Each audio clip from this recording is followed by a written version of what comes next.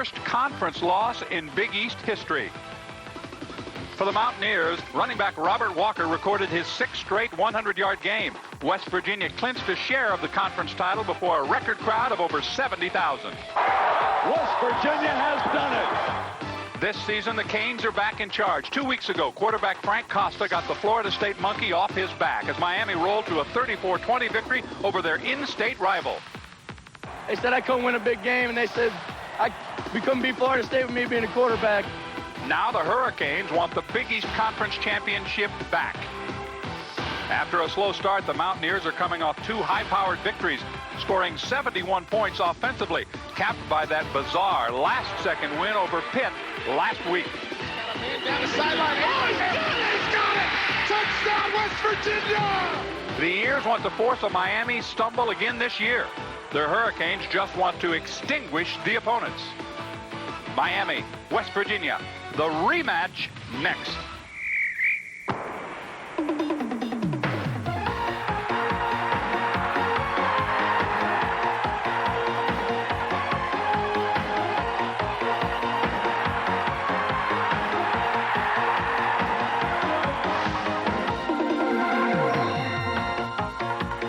The hills of West Virginia are alive with the colors of autumn. But in Mountaineer Field, the only colors that matter today are the old gold and blue and the orange, green, and white as the Miami Hurricanes, ranked number 7, take on the Mountaineers of West Virginia. We welcome you to Morgantown, West Virginia, along with Rick Walker. I'm John Sanders. Certainly the win 2 weeks ago over Florida State got some renewed respect for Miami, but they come here not looking for respect. It might be revenge. I think you hit it right on the point. This is the game that they've had circled on their calendar. They want the Mountaineers in the worst way. They were embarrassed. They lost the conference share. It really took them in a spiral turn for the worse. Certainly did. And Frank Costa, respect for him coming off that terrific game against the Seminoles. Oh, you have to like that. I mean, this kid was much maligned. He stepped up in a big game, made the big passes, and showed that he's worthy of all the past greatness of the Canes quarterbacks. And certainly gained the respect of his coach, Dennis Erickson, talking about Frank Costa. Obviously played extremely well against Florida State and is doing what we thought he could do. He's making the right decisions, doing the right things. Has really become a leader of this football team, and that game 2 weeks ago, I know, gave him confidence. If there was a negative from that game 2 weeks ago, it was the fact that James Stewart suffered the ankle sprain, and he's not been able to practice since. Well, that is tough. Here's a guy who's 245 pounds, runs a 4.3 and a 40. They'll miss him, but Jones steps in, and here's a guy that comes in for you who's probably not just as big, but close to it. Look at the numbers. 4.4 average per run, and he's got quick speed, and you got Ferguson, so they're still pretty good. And they also have that defense to take the pressure off the offense because they have number 76, Warren Sapp. Mr. Sapp, this guy is incredible. You look at the pressures, the plays for losses. It's pretty much impossible to block this guy one-on-one, which allows Riley and the rest of that group to get after you. Well, let's talk about the Mountaineers of West Virginia. Last year, of course, a terrific year for Robert Walker and the running game, but it's not there so far this year. Well, it's tough. Graduation hurt him in the offensive line, and until these young guys mature, which has started to happen a little bit, you won't see the big run. That has lacked in the Mountaineer running game, and you need that. It certainly takes a lot of pressure off your quarterback. And you talk about the running game. It has not been there this year. We talked to head coach Don Nealon about Walker and also Walker's absence this year as far as the running game is concerned. Here's what he had to say. We haven't been able to run the football like we would like. Our offensive line, we got a lot of new people in there. We've had some guys go down on us a little bit, and graduation hit us hard. Consequently, we've thrown the ball more than I thought we might. And throwing it much better is this quarterback, Chad Johnston. Well, it helps to have the quarterback situation settled. They were rotating 2 quarterbacks. Chad stepped up, hit some big plays, and now it gives them a double threat. He's got great wide receivers and good balance. He had a terrific game last week against the University of Pittsburgh. He'll need another one this afternoon. We have the opening kickoff from Mountaineer Field in Morgantown coming your way right after this word from your local Big East station.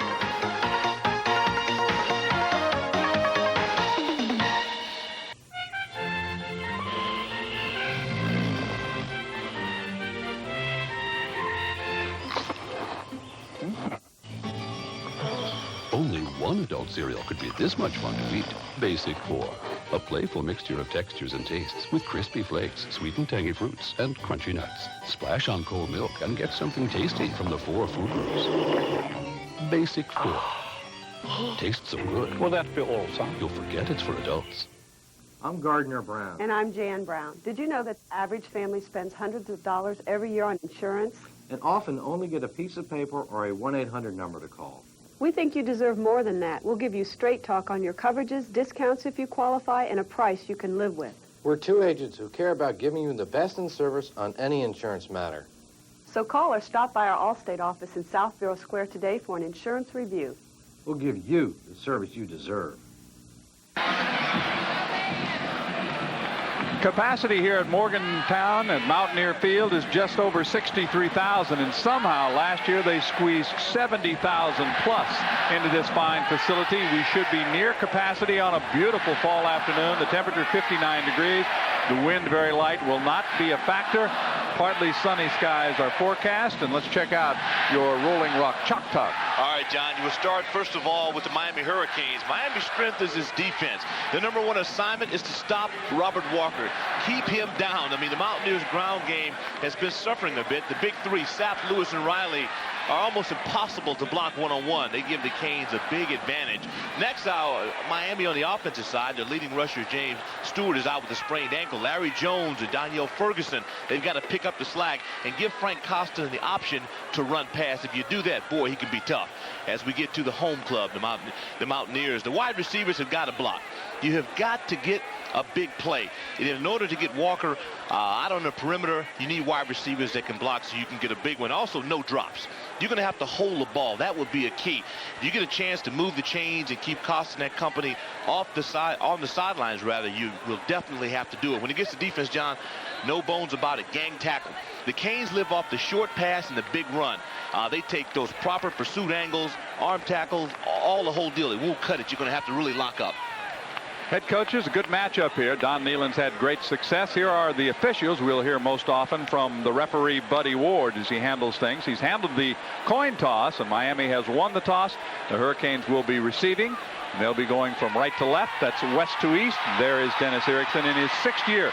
What a tremendous career he has had. 57 wins, only 8 losses. There's Don Nehlen now in his 15th season. 105 wins at West Virginia. Also former head coach at Bowling Green, and he was an assistant at the University of Michigan. One of the nation's premier kickers. Todd Sauerbrunn will handle the kickoff. Shipman and German will be deep. You know, you touched on an important point for West Virginia. We'll talk about it more when we get to the offense. You know, you lose people like Kearney, Baker, and Hill. Not only could they catch the ball last year, they were good blockers downfield. And they had a little more size. I think the key to it, as you mentioned, is that in any game, you look at the Nebraska Cornhuskers and all the success they've had, wide receivers, tight ends getting down and blocking. Football game is underway. And this one is deep, as they all are, into the end zone, and Al Shipman will not run it back. So the Mountaineers will come out and start at the 20-yard line on their first possession, led by quarterback Frank Costa. The Mountaineers beginning at their 20, 55% completion rate, 8 touchdowns in 5 games. He works behind a big line that averages 296 pounds per man. They also set a record for offensive running earlier this year against Georgia Southern. Zev Lumelski is certainly the leader on that line. The backfield, as we mentioned, they are missing James Stewart, but they could have as many as 4 Joneses on the field at one time offensively. 1st and 10 for the Canes at the 20-yard line. Long count. And the first carry of the afternoon goes to Larry Jones. Jones gets about 4 on the play out to the 24-yard line. There to meet him is Toffoni, Dr. Toffoni, and David Mayfield. Let's set that West Virginia defense. The line giving away 32 pounds per man. Leader in sacks is Stephen Perkins. He has 4 sacks. Leading tackler, junior college transfer linebacker J.T. Thomas is the leading tackler on the team. And Aaron Beasley leads the nations with 7 interceptions, 1 for a touchdown. That was last week against Pitt. 2nd down 6 from the 24-yard line. And once again, it's Jones. Runs into the pile and is driven down short of a first down. He's near the 28-yard line, where Barry Hawkins from Marietta, Pennsylvania, number 99, made the tackle. Boy, it's just great. Watch the surge. That offensive line, they just take people off, and you got to get in there if you're the Mountaineers and get a crease, get a blue hat in between those white jerseys. That was excellent surge. Couple of changes now for this offense as Trent Jones leaves the field. They'll bring in an extra receiver on 3rd down and about 2.5. The football game is just underway in Morgantown. 13:45 remaining in the first quarter. Miami taking the opening kickoff from the 20-yard line. 3rd play of the opening drive. Again on the ground. First down as Jones lunges across the 30 near the 32-yard line before he's dropped. Again, Matt Toffoni made the tackle. You talked a lot about the fact that Big Zev 77 in white, and what Miami wants to do is really pound you off tackle. Sure, Stewart is out, but when you got a guy who's 311 pounds, and if they put that in the program, that means he's probably about 325 pounds. Exactly about right. Game day, the way they feed these guys in college. So he is definitely a key. We'll keep our eye on him. The initial first down puts the football at the 32-yard line. Nothing but running plays, nothing but Larry Jones so far. They go from the shotgun now with 3 wide receivers, 4 receivers on the pattern. Shipman makes the catch. He's wrestled out of bounds on the play. Shipman made the catch. It's Canute Curtis who graded out number 1 for the West Virginia defense last week against Pitt. There he is making the tackle from Amityville, New York. This is not the only action, of course, in college football. Scoreless game so far from Boston College. Rutgers there. Pitt and Virginia Tech will play at 1 o'clock. Syracuse and Temple in the Big East playing later this evening. At the 40-yard line. 2nd down and a couple. Costa completing his first pass. Shipman remains in there. 4 wide receivers in this pattern. A little bit of a delay. Shipman slips and he goes down. No place to go. Stephen Perkins with some help from number 3, Matt Toffoni there defensively, and they shut that play down quickly for a loss. Dr. Toffoni, boy, he had one of the best hits I witnessed last week. And Perkins, who's just a guy about 255 pounds, who is really as strong as an ox. He's agile. These 2 guys have to play big today for the Mountaineers. They'll bring in the extra defensive backs now, and that certainly has been an area. We counted up yesterday the number of injuries they have to the defensive unit. Even though the starters are in there, they're all banged up. The MASH unit. 3rd down and 4. Ball at the 38-yard line.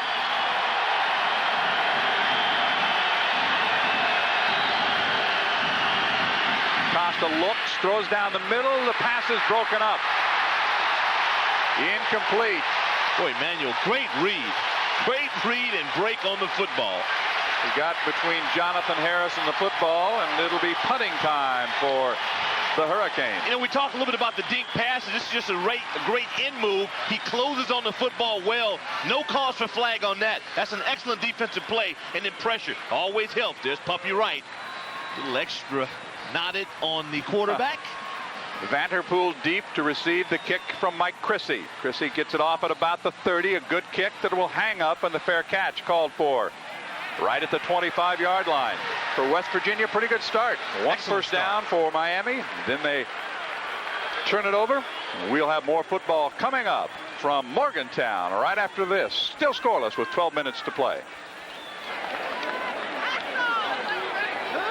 Ball for the first time this afternoon as they set up offensively at their own 25-yard line. That offensive unit is still huddled around Don Nealon.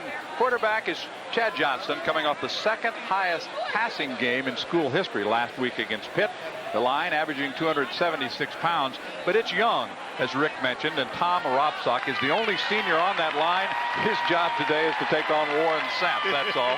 And while they try to open holes for the backs, the Ears are averaging just 129 yards on the ground, and we've already documented the struggles of Robert Walker so far this year, and they are off to just a short gain on the very first play. It's Walker on the first carry. The tackle made by Ray Lewis. That's not surprising, is it? Yeah, that's what we talked about. Lewis, their leading tackler, and I like a guy because he gets there first more often than not.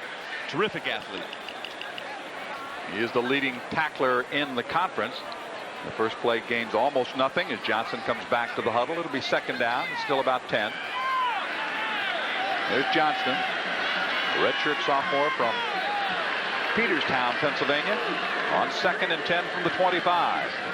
Johnston looks to pass, guns it up the middle. The catch is made near the 32-yard line. Ray Lewis again there on the tackle. The tight end, Purnell, Lovett Purnell, made the catch. Let's talk about the Miami defense. That line is anchored by Sapp, And the only senior on the line is Pat Riley. He's very strong. The key, of course, as it always is the quickness of this team. We mentioned linebacker Ray Lewis, a starter last year as a true freshman, the top tackler in the Big East. And safety Malcolm Pearson has 3 interceptions for that defensive secondary. There's Riley. It's 3rd down. Walker leaning for the first down, but he's driven to the turf about a yard short. Lewis would not give way, and Walker's going to come up a yard shy. One of the things we talked about, John, in the open is that you have to keep a good mesh. You have to keep a hat on the Hurricanes. They get off blocks so well, and click, as we'll see coming up, 70, you screen. Well, we don't see this. When you're outnumbered 3 or 4 to 1 on defense on short yardage, no excuse for that. Got to get more blue shirts around the ball. The leading kicker in college football, averaging 50 yards per kick. That's amazing this many games into the season. Todd Sauerbrunn drives another one deep. Jamie German back at the 6-yard line. Starts up the middle, now comes right. 20, 25, 30. Very close to a block in the back as they knock him out of bounds near the 33-yard line. It'll be Miami's 2nd possession when we come back to Morgantown after this word from your local station. We've already seen a good example of the offensive struggle of West Virginia. They could not convert on that 3rd and short. Yeah, you don't get many opportunities like that. Coordinator Mike Jacobs here trying to relate to his troops. Hey, guys, we got inches or a yard. Get in front of people. That time Chris Click had a perfect no-hitter going up against Ray Lewis. Click's 300-pounder, and you just got to, swell up and make a block. And it was Lewis, of course, who made the hit. 1st and 10, ball at the 33-yard line. Lone setback is Jones. 3 wide receivers in this pattern for Costa. It's Jones at the 35, leaning to the 40-yard line. He'll pick up 7 on the play, tackled by J.T. Thomas. Thomas with 69 tackles coming into the game. Talk about big guys, 6'7", 330-pound Ricky Perry. Again, these 2 tackles, we talked about Zev, now Ricky. They get behind him, and these backs just ride him, and you're going to get 3 or 4 yards per game. This guy is an exceptional talent. So he's listed at 310 pounds. That makes him about 340. Oh, 330, 335, of course. That's 2nd down and 3. 9.5 minutes to play. We're still in the opening quarter. There is no score. And there's movement all over the place. Ricky Perry was pulling, obviously, on that play. Yeah, they took off. Casey Jones, probably their best player at center. And then Costa, you don't expect to have that when you got the kind of experience. The officials will sort it out.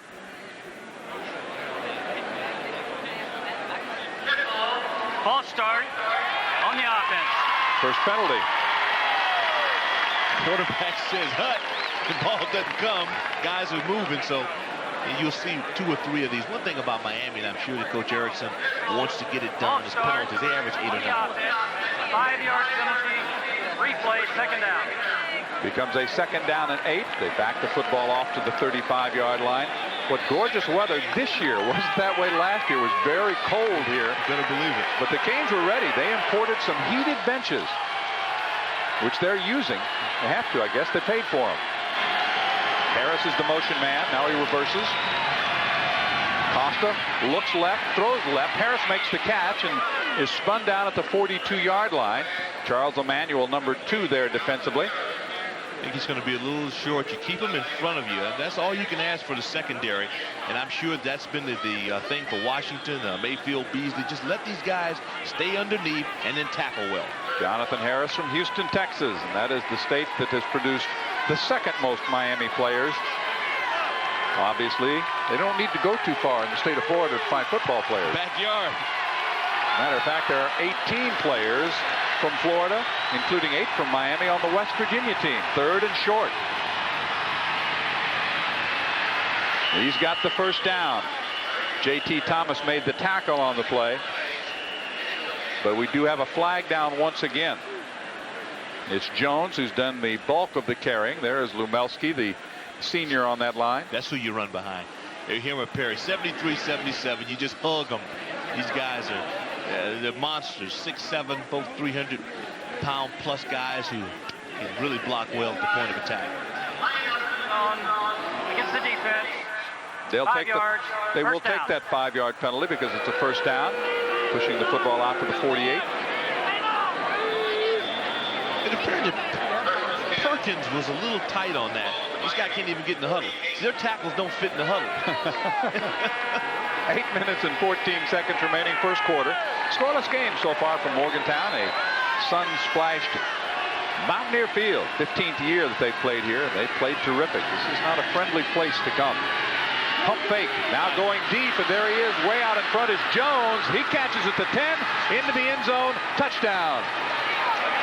He beat Aaron Beasley. Beautiful pump fake by Costa, and it was all over after that. And that is the benefit of when you can throw underneath, get a few things going, then you get the pump. It hurts you so many different ways. Number one, you give Costa some pretty good time. He lays this out, and he's safe with the football. You wonder, why is it hanging so long? He's so wide open, it's the toughest throw in football. Good feet, way to finish and score. Touchdown comes at 7:54 of the first quarter. Dane Prewitt will be on to attempt the extra point. Chris T. Jones, touchdown catch number 4, 52-yard strike. The extra point is no good. Miami misses the conversion. Prewitt has missed his second PAT of the year, but it is Miami on the board first. They lead it 6-0. More football coming up from Morgantown, West Virginia, right after this. Teams is tough. Snap, not a great snap, but it looks like he had a pretty good hit on that. May have been tipped. The Mountaineers sky. You get a guy who can jump. We used to call him a leaper. Get right in the middle and get those hands up. Not a bad drive. That's their style, John. The 52-yard touchdown pass. Just 3 plays. There were a couple of penalties, one each way mixed in that drive. 67 yards. 2 minutes and 11 seconds is what it took. Dane Prewitt to kick off. There are the 2 deep men. Vanterpool and Gary are deep.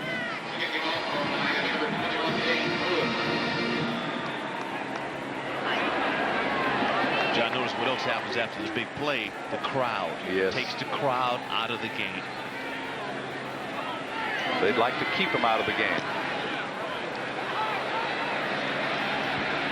Vanterpool from the 12, the 20. Catches a block across the 35 near the 37-yard line before he's put down. A good return. The Mountaineers will have pretty decent field position as Rashawn Vanterpool. Excellent return. We're in the first quarter. 7 minutes and 46 seconds to play. Well, that's nice. Good wall in there. I mean, you find guys that get a return. Those up backs will give you some clearance. They will be standing around, and it helps you get into some nice daylight. Spot the ball at the 38-yard line. Thanks to Vanterpool's return, he had a terrific game offensively last week against the University of Pittsburgh. He's Mr. Everything, all purpose.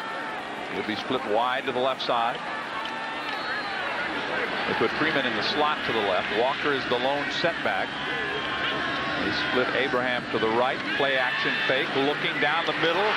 Incomplete. Good hit put on right at the 45-yard line. It was intended for the tight end, Lovett Purnell, but it was Malcolm Pearson, number 38, with the stick. Malcolm X Pearson with a big-time stick. He had good pass pro on that. We talked about lack of drops. You know, as you watch this, that's a clear look. You won't get that kind of protection usually, so when you get it, you have to take advantage of it. That ball was there. Lovette's got to catch those. That's one of the keys that we discussed in the Rolling Rock Open. If it's there, catch it, move the chains. Put it away. 2nd and 10. West Virginia's second possession. Freeman, the motion man. They go to Walker. And he is hit right at the line of scrimmage by Rohan Marley. Now, Marley's only 5'8", 205 pounds, but he comes to play every time. Just call him a jackhammer. I mean, this guy brings it. The beauty on this is that Rob saw great double-team blocks. He's sapped eliminated, if you can believe that or not. And there's the pow. I mean, he's there, right in there, Rydell helmet, right under the chin, drives it back. Got to get a hat on it. He and James Burgess alternate starts, and today was Rohan Marley's turn to start. 3rd down and 9. They go out of the shotgun formation. Johnston looks, now feels pressure, gets away. Downfield, is he in bounds? No. Vanterpool made the catch right along the sidelines, but he was out of bounds. C.J. Richardson right there on the coverage for the Canes. when you play quarterback against Miami, boy, you have to be somewhat quick of foot. Now watch this. See, there's Mr. Sapp. He eludes him, works on. What I like is he's still looking downfield. Thinks he has a receiver. They're inches off right towards the end. Tough break for the Mountaineers. Great feet. See, he's thinking about it. Just not enough turf to keep it in. It'll be the second punt coming up for Sauerbrunn. Certainly well above his average with his first. It was only 61 yards. This is not a good punt by his standards at all. The official will spot it near the 33-yard line, and you see the reaction of Todd Sauerbrunn, no doubt the nation's best kicker, but he might get another chance. There's a flag down. At the 33-yard line. He's not leaving the field just yet. I can't believe my eyes on that one. Didn't even look like the same guy. Not at all. It was like me trying to punt. It's against West Virginia. Oh, offsetting penalties. Don Nealon, what a great job he's done here. He realizes that at a place like West Virginia, it's not like Florida where they just keep coming and coming and coming. You kind of go in waves. You have your up cycle, and then you're going to have some downtime. Well, you think about the 88 team, dominant team, last year's team, had a great record, had a couple of wins that were awful close. 10-yard penalty in the previous spot, be a first down. That is a break for the Mountaineers. You talked about the penalties that head coach Dennis Erickson has seen his team commit. That one will cost them possession of the football. Facing that wouldn't happen if we were at the Orange Bowl. That's the thing about being on the road. So that short kick will be just a memory, because it will not go down in the books. The football will come out 10 yards to the 49, and a new set of downs for West Virginia. You'd like to see if the Mountaineers can take advantage now of this opportunity. Instead of 3 and out, it's 1st and 10 near midfield.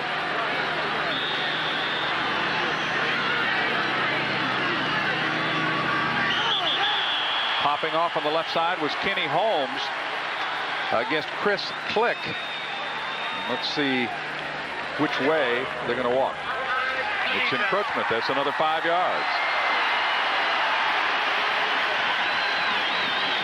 Thanks to penalties against Coach Erickson's team, the Mountaineers have moved it into Miami territory. The ball at the 46-yard line. We still have 6:46 to play in the opening quarter.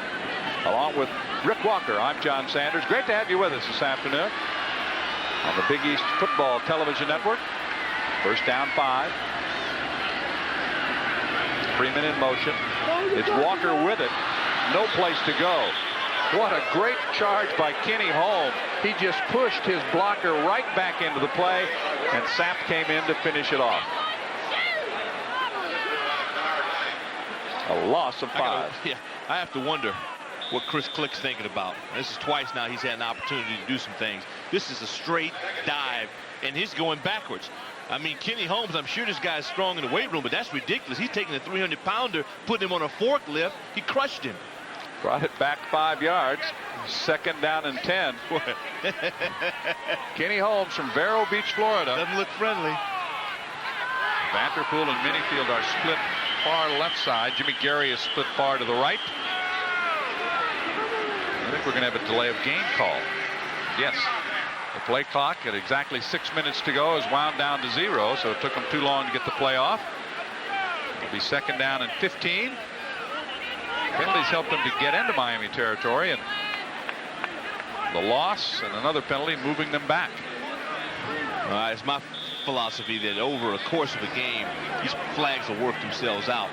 West Virginia's got to make a play. I mean, they're hanging around, but they've got to make a play. The only first down they have made so far in the game came on a penalty. 2nd down and 15. Shotgun formation. Gary gets away from one tackler, 50-yard line. He's nailed as he crosses into Miami territory near the 49 by Quan Russell and also C.J. Richardson, who loves to hit people. Boy, these Canes, they get to the football. We'll talk a lot about Warren Sapp throughout the afternoon, and so far, I mean, I like what West Virginia's been able to do with their best offensive lineman, Tom Robsock. He's been able to keep a mesh. Jay Brooks has been they've been double teaming, tag blocking it, but they got to get some production out of it. It's 3rd down and 8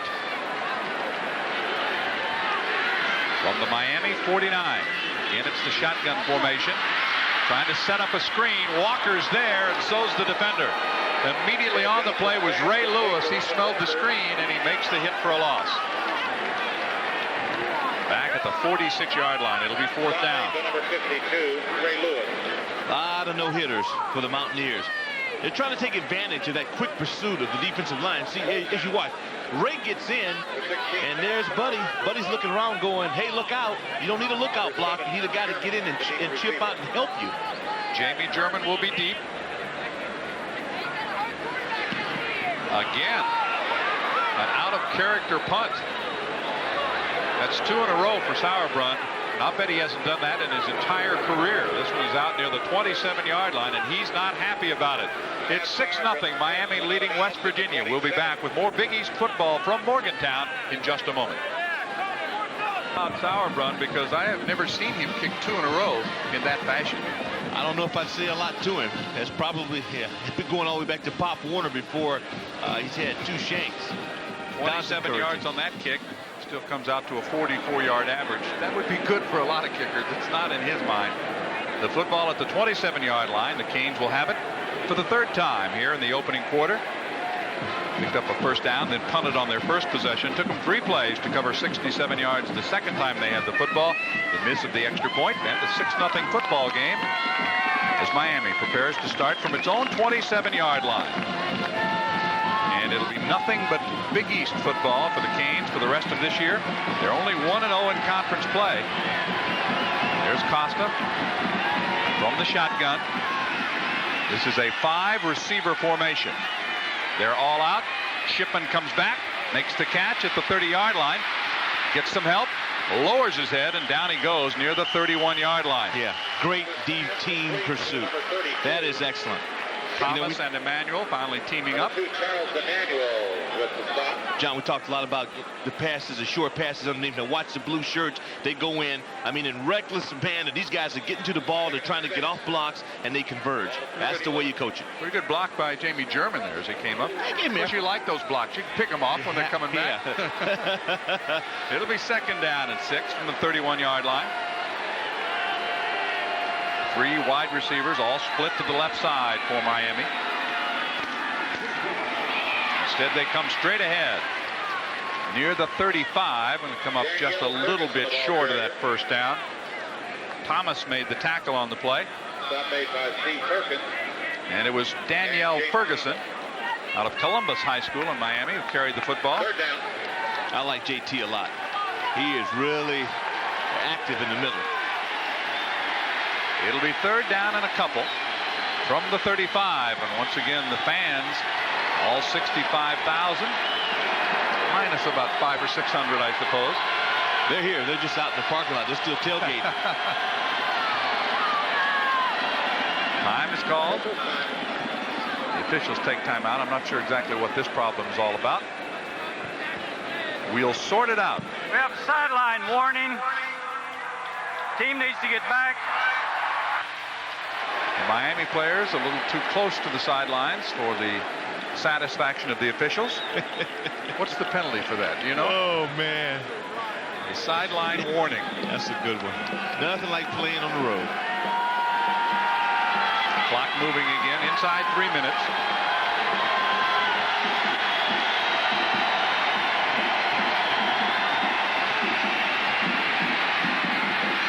The pass is incomplete, intended for Daphnis.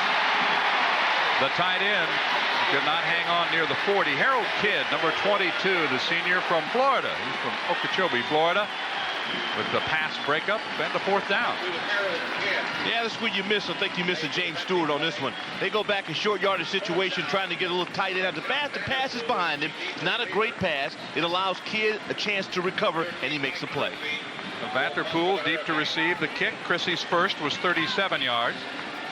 There's Vanterpool standing at his own 25. With a good rush that time, but he gets it away, making the fair catch at the 32-yard line. West Virginia's 3 starts here in the first quarter have been from their own 25, from their own 38, and this one will come from the 32-yard line. It's a Miami 6-0 lead here in Morgantown with 2 minutes and 33 seconds remaining in the first quarter.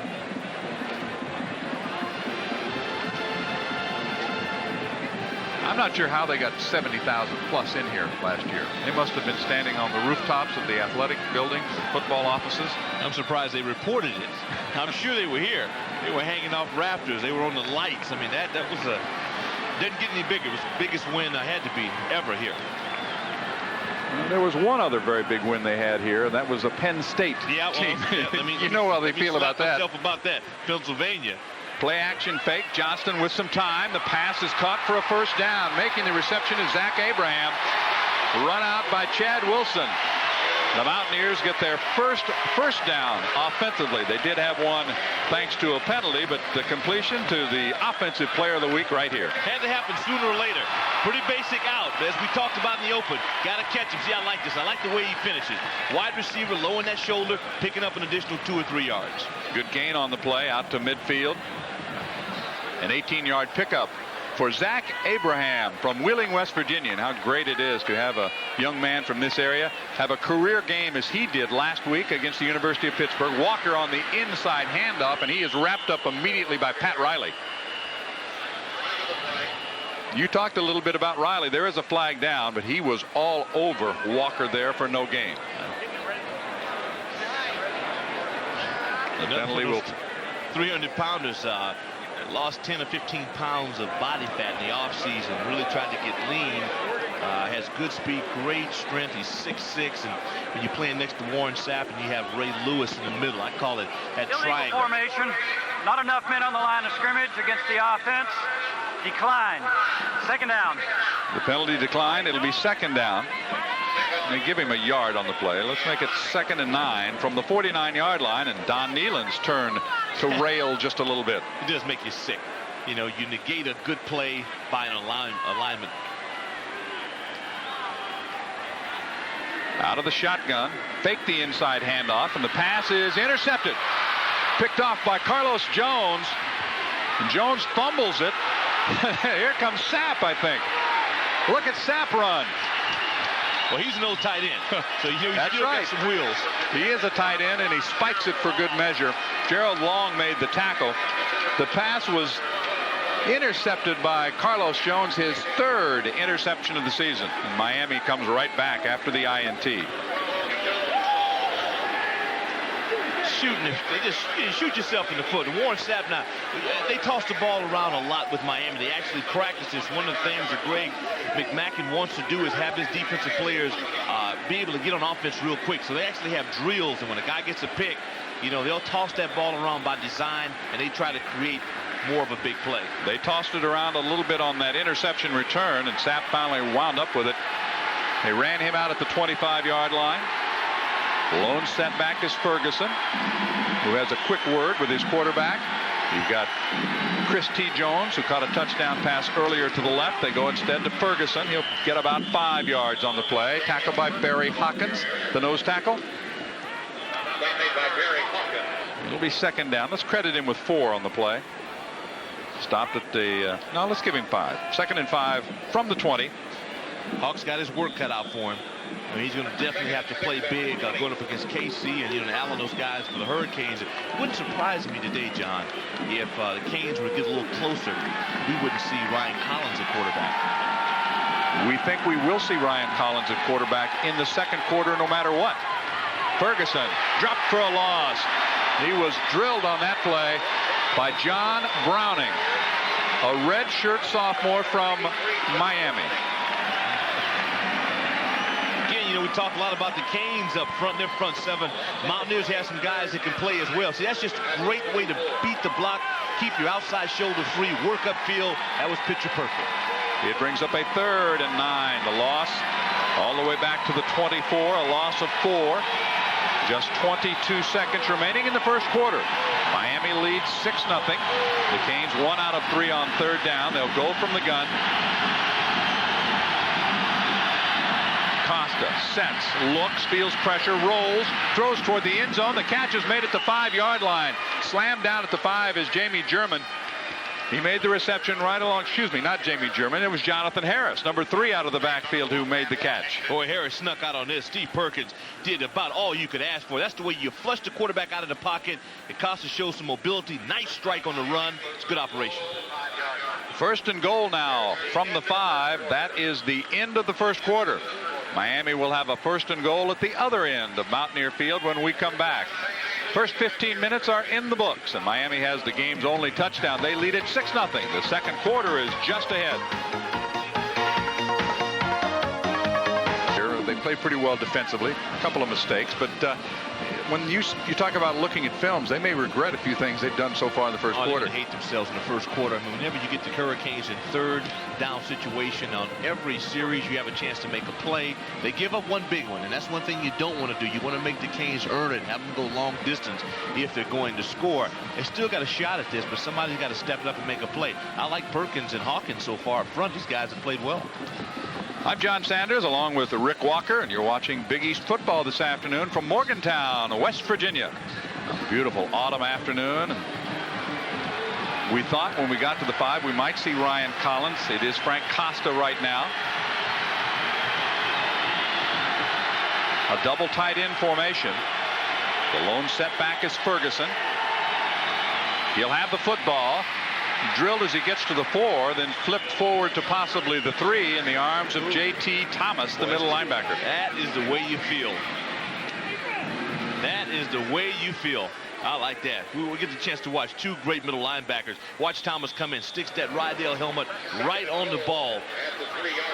Good finish by Ferguson. Good tackle by Thomas. Showed good leg strength to get that extra yard. He really did. It's at the 3, second and goal. Sneak a look from the corner of the end zone. Wide receivers are Jones and German. Ferguson leaning to the 1-yard line. That's David Mayfield, number 30, who was on top. Again, we talk a lot about the Canes up front, you know, and their size, and about Zev and Allen, KC, Terrell. And you watch it. Watch the helmet placement, pad placement. They move the guy, just get a good surge, and you turn the guys in. And West Virginia really does pretty well with feeling that. Once you turn the shoulders, you open up an alley, and they fill it in pretty well. Looking for 6, and into the end zone goes Ferguson. Miami gets its second touchdown. Took them 3 cracks from the 5, but there are flags down, so hold on.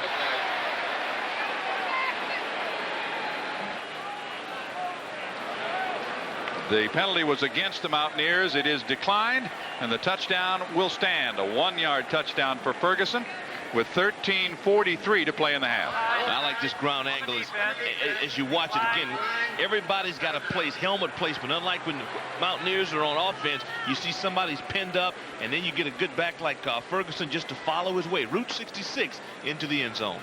There's the touchdown scorer, Ferguson. That is his 3rd of the year. He only carried 31 times coming into the game. Of course, you look at the depth chart without James Stewart, obviously he's getting a chance for a little more playing time. So many of them, though. I mean, everybody talented. You know, they're just waiting to turn. Toughest thing for them is to get Erickson to give them the nod. They will go for 2 after missing the first extra point. There's Collins. They changed the play up a bit. They've got Jones, Harris, German, all split to the left side. Here comes the pressure, and down he goes. Ryan Collins dropped by Stephen Perkins. It's 12-0. Again, we have a flag down, so we have to hold on. Illegal formation. Not enough men on the line of scrimmage. Decline. They missed the try for 2. Perkins again. Just great pressure. Great pressure. So it is a 12-0 lead now for Miami. 13:23 to play in the first half. More Big East football coming up from Morgan. Look. Well, if you're looking for good news for Mountaineer fans, Steve Perkins has really been a force so far. Here you watch it. He doesn't take that little dap block. He comes right in, pursues, gets all over Ryan Collins and stops him, and at least gives the Mountaineers a chance now, should they ever score. All of the scoring has been done by the Canes. 2 touchdowns, no point afters so far. It's 12-0. 6 plays, 25 yards following the interception, and Ferguson with his 3rd rushing touchdown of the season. One thing that you'll note, John, is that the good teams, when you make a mistake, they capitalize. They finish it off. And that's a pretty good indication. Vanterpool and Gary deep to receive the kick of Prewitt. Still 13:21 remaining to be played in the opening half from Morgantown. Vanterpool from the 7. 20. Bang down as he gets to the 24-yard line. Some words exchanged along that sideline. Here it is statistically. Only 2 first downs for West Virginia. One of those came on a penalty. You see the -3 in the rushing. That just sticks out like a sore thumb. It really is. It's suicide. I mean, you just cannot expect to go up against a club like Miami and not threaten with the run. Then we've had a couple of drops, one tip pass for a touchdown. So West Virginia right now is its own worst enemy. Gail Catlett pounding on the window to say hi at just about that time. Teams are practicing again, and they'll be in the Big East Conference shortly for both football and basketball. Johnston got some pressure, gets it away at the 25, near the 30. Walker hit from behind and dropped as he moves out across the 35 to the 36-yard line. Baraka short from his right end position, had to track him down after a Mountaineer first down. Well, you got to try some things. Then you get a short sprint out one way, you throw back the opposite side, you get the ball in the hands of Walker. Hey, we can't run with him, so we'll throw him the ball and let him take off. That's a lot of movement against the Hurricane defense. It's a good play. A 12-yard pickup out to the 36, first down and 10. Make people miss. Must have felt strange for him to be in the open field like that. Yeah, I like it. Let's do it again. 12:45 remaining. We're still in the opening half here in Morgantown. There's a play action fake. Johnston down the sidelines, and it's overthrown. Intended for Gary, but that's late hit. Will cost Miami 15 yards. Yeah. Well, I hurt you there. That was C.J. Richardson. You know how he likes to hit people, but you got to hit him in the field of play.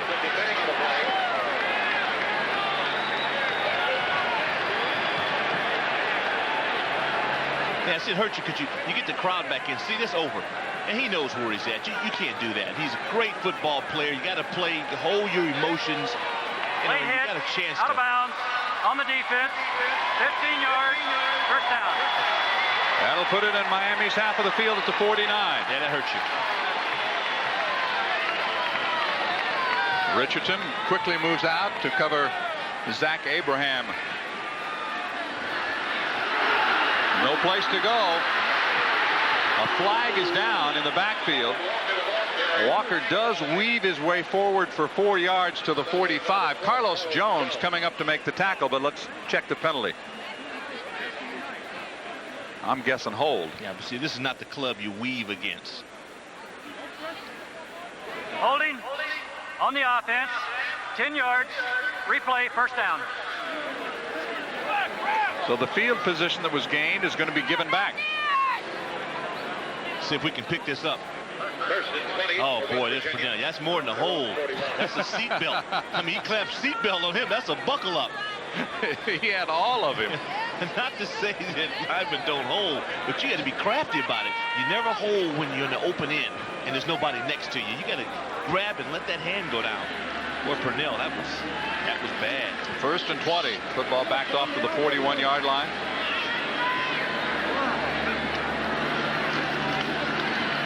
And again, not much there. That's Jim Freeman, the ball carrier, in the arms of Corwin Francis, one of the linebackers for Miami. I think you made a good point about the fact that because they're so quick, you really can't weave against them. You have to go right at them. It's not a weave team. You want to know why Warren Sapp is so great? Watch this. See, he stands up at the line of scrimmage. That time he gets the best. You got Edwards and Robsock there. He forces you to bevel out, to bow it. That allows the rest of the troops to get to the football. Great players do things to make everybody else around them better. It's an excellent example of Warren Sapp. Be second down and 17. Ball at the 44 of West Virginia. The Mountaineers out of the gun. And Johnston gets some pressure, steps up, but cannot get away. He goes down at the 41-yard line in the arms of Marvin Davis. A backup tackle behind Pat Riley, but it's Davis out of Homestead. South Dave Junior College making the tackle. It's amazing how many guys, John, they have on defense that were state wrestling champs. Has about 5 or 6 starters that have that distinction. Scoreless first quarter there on our other Big East game, and you see that Florida State is up on Clemson 7-0. South Carolina leads Vanderbilt. We'll try to keep you posted as we go along. Run down some scores at halftime. Of course, with the noon start, not everybody is underway. What a beautiful day here in West Virginia. It's 3rd and 20. That one is overthrown and incomplete. Intended for the tight end, Lovett Purnell. And either he went the wrong way or the ball was thrown the wrong way. It'll be 4th down. Well, Russell was all over him. I mean, Russell should have been wearing number 82 on that one because he was all over him. And again, if you got to be able to beat a linebacker, as a tight end if you get it one-on-one. See what Sauerbrunn can do. He leads the nation. He had that terrific kicking game against Nebraska in the Kickoff Classic, including a 90-yard punt. And this is more typical. At the 11, German. Up the middle. Down he goes near the 23-yard line. It makes it very difficult to cover the punt when you have a guy that kicks as long as he does. It is 12-0. We're in the second quarter. 10:23 remaining to be played in the first half. Back after this word from your local Big East station. One reason, defense. And Warren Sapp, we asked Dennis Erickson. Well, we've got to play team defense more than anything, and it starts with Warren, because if they have to double him, it frees some other people up, and he's having a great year. If there's a better defensive lineman than him in college football, I'd like to see him. And I mean, he's the start of it all, and they've got to do some things to block him, and that opens up a lot of our other people. Certainly does, Coach. At the 23, it's 1st down 10. Down the middle, the pass is complete at the 40 for a 1st down. Fighting away is Daphnis. It's across the 45 to the 46-yard line before he's tackled by Knute Curtis at the rush-in position. Number 2, Charles Emanuel, and number 41, James Thomas. It'll be 1st down at the 46. A gain of 23 on the play. They need to try to get to Daphnis a little bit more. That was a basic hook and go, but when he breaks a tackle, picks up those extra yards. That's the one thing you have to stop against Miami. 6'3", 236-pounder from Miami, Norland High School. Little play action. They're trying to go deep down the far sideline. The catch is made. Spinning into the end zone. Miami touchdown. He really aired that one out. Yatil Green, a redshirt freshman. They expect big things of Green. He was in a jumping contest with Harold Kidd, but Yatil Green with a touchdown. Well, he just played the ball better than he did. Costa just launches this one. I mean, it's going downfield. They really like Green. He has great abilities. There you get a little slip at the end. That hurt Kidd. Great concentration. Boy, that is outstanding. He goes up, elevates, concentrates, keeps his feet, and scores. With 9:48 to play in the half. Yatil Green, a redshirt freshman, getting his chance to shine in the area he loves to play, because he's from up the road in Pittsburgh, about 70 miles away. They'll go for 2 again. Second time they've tried to go for 2. This time they use Costa. They go to the corner of the end zone, and he's got it. Jones for 2. But a flag is down. Last one from number 11, Frank Costa, number 85, Chris E. Jones. Might have a push-up on this. They're trying to post him up. Pretty much a little basketball move with Jones, who's 6'4".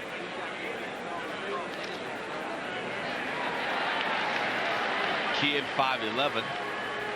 That time to get called.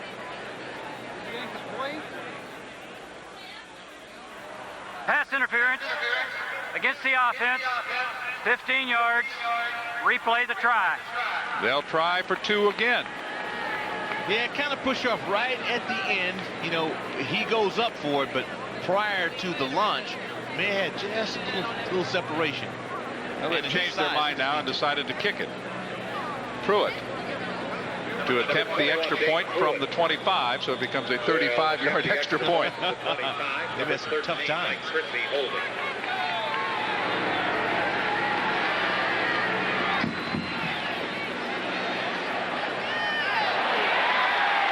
No good. Still no extra points, but 3 touchdowns for Miami. They lead it with 9:48 left in the half.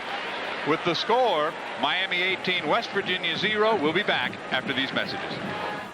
This is not the way you write it up for Don Nehlen. They cannot allow these guys to score on the bomb. Have to make them earn it. Want to have them slow it down and take the long route. So you look at this again. 2 plays, 77 yards, 35 seconds, and that won't cut it. A 54-yard touchdown pass. The second long touchdown pass of the game for Costa. Vanterpool is deep. And Gary, the 2 deep men. Pruitt to kick it off. Still 9:48 to play. We're in the opening half at Morgantown.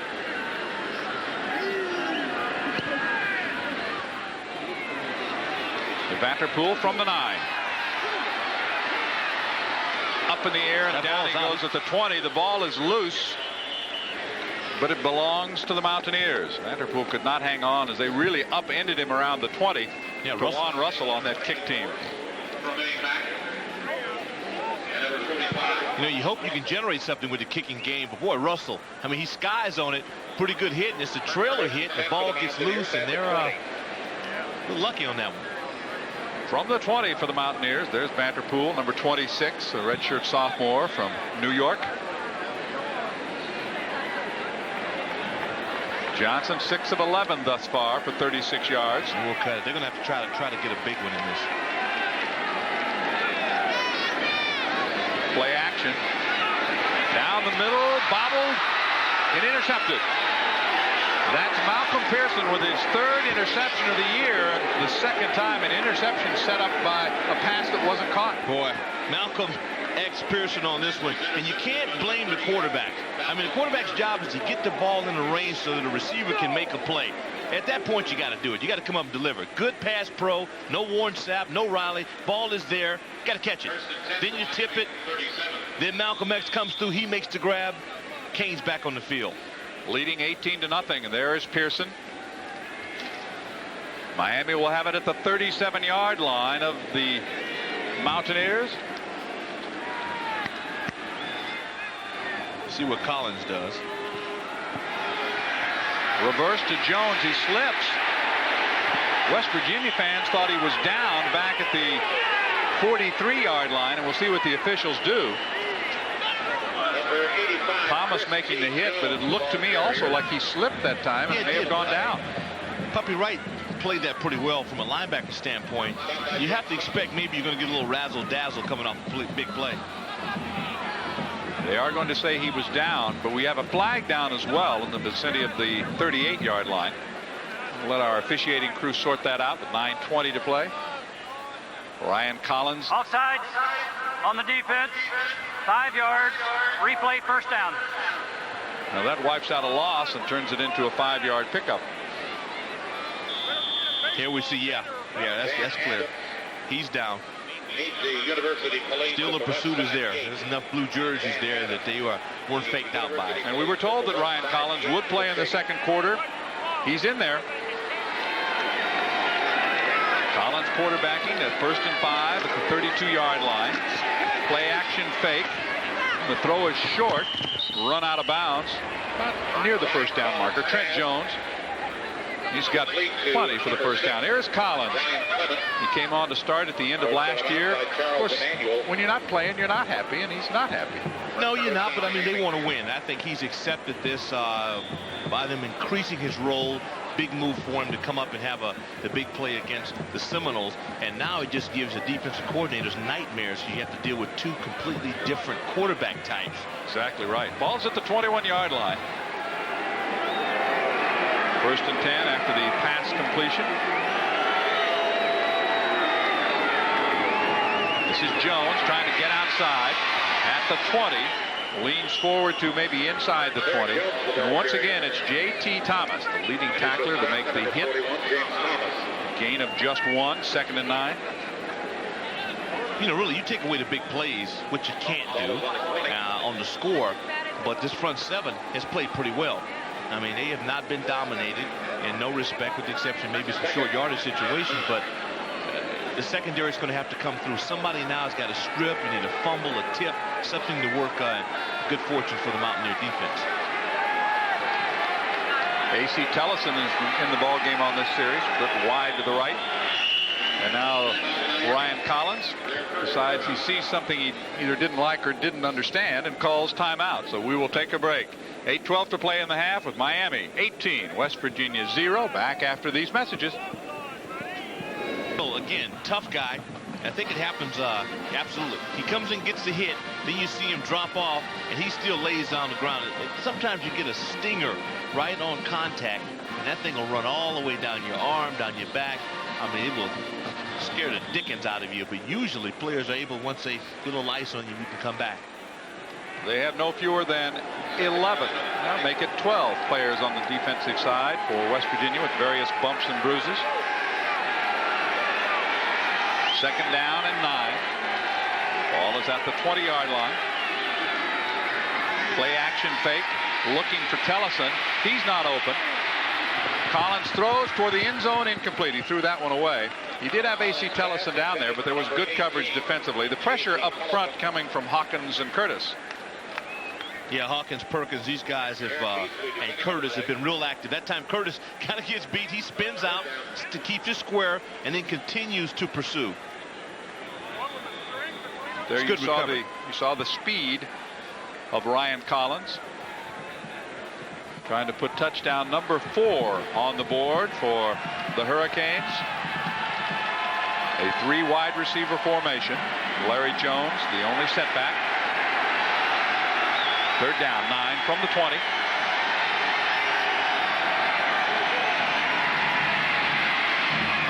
Over the middle, that one is intercepted, but a flag is down. Van Washington made the interception at the 5. Let's wait and see what the call is. I think they're going to get Emmanuel on that. I think he was locked up with one of the Cane receivers. You might get a defensive holding. Charles Emmanuel playing for the injured David Mayfield. The flag was thrown right at the 10-yard line. The interception at the 5, and it's going to be nullified. They can't catch a break, can they? That was it. That's the one we were talking about. There's Charles Emmanuel. He's also from the state of Florida, Indiantown, Florida. Pass interference on the defense. Be a spot foul.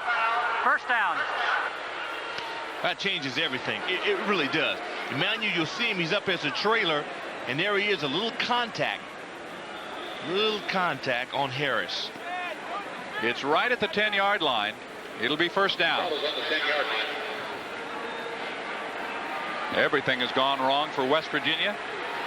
7:57 remaining in the opening half in Morgantown. Jones for about a yard. That is all. JT was all over that one. Yeah, he was all over that. Barry Hawkins as well, number 99, in on that play. Now as a defense, you just hope that let's limit this to 3 guys. Just hang in, not give them the score, and just hope that our offense can come alive. Duke with the early lead over Wake Forest. First quarter score on our Ford scoreboard. Virginia Tech out in front of the Panthers of the University of Pittsburgh. And Florida State by 2 touchdowns now over Clemson. Second and 9 here at Mountaineer Field for the Hurricanes of Miami, ranked number 7. Jones at the 5, touchdown. Larry Jones bursting into the end zone, his second rushing touchdown of the year. It comes at 7:08, and it's 24-0. Sometimes you just gamble wrong. Tafoni 3 to your left of your screen. They're on a dog.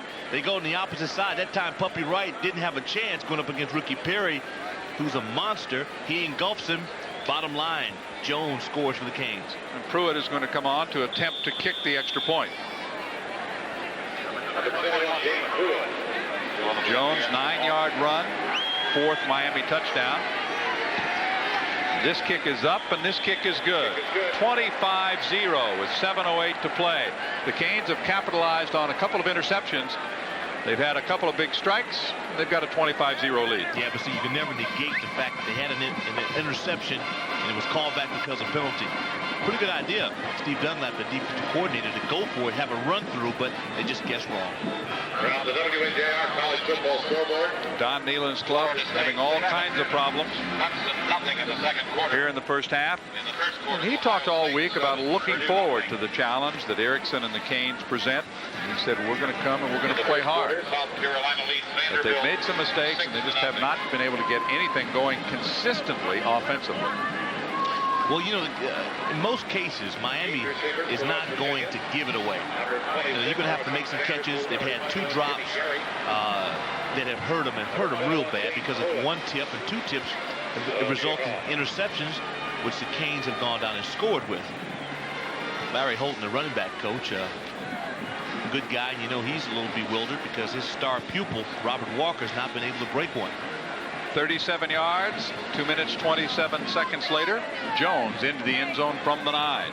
25-0. Pruitt's kick.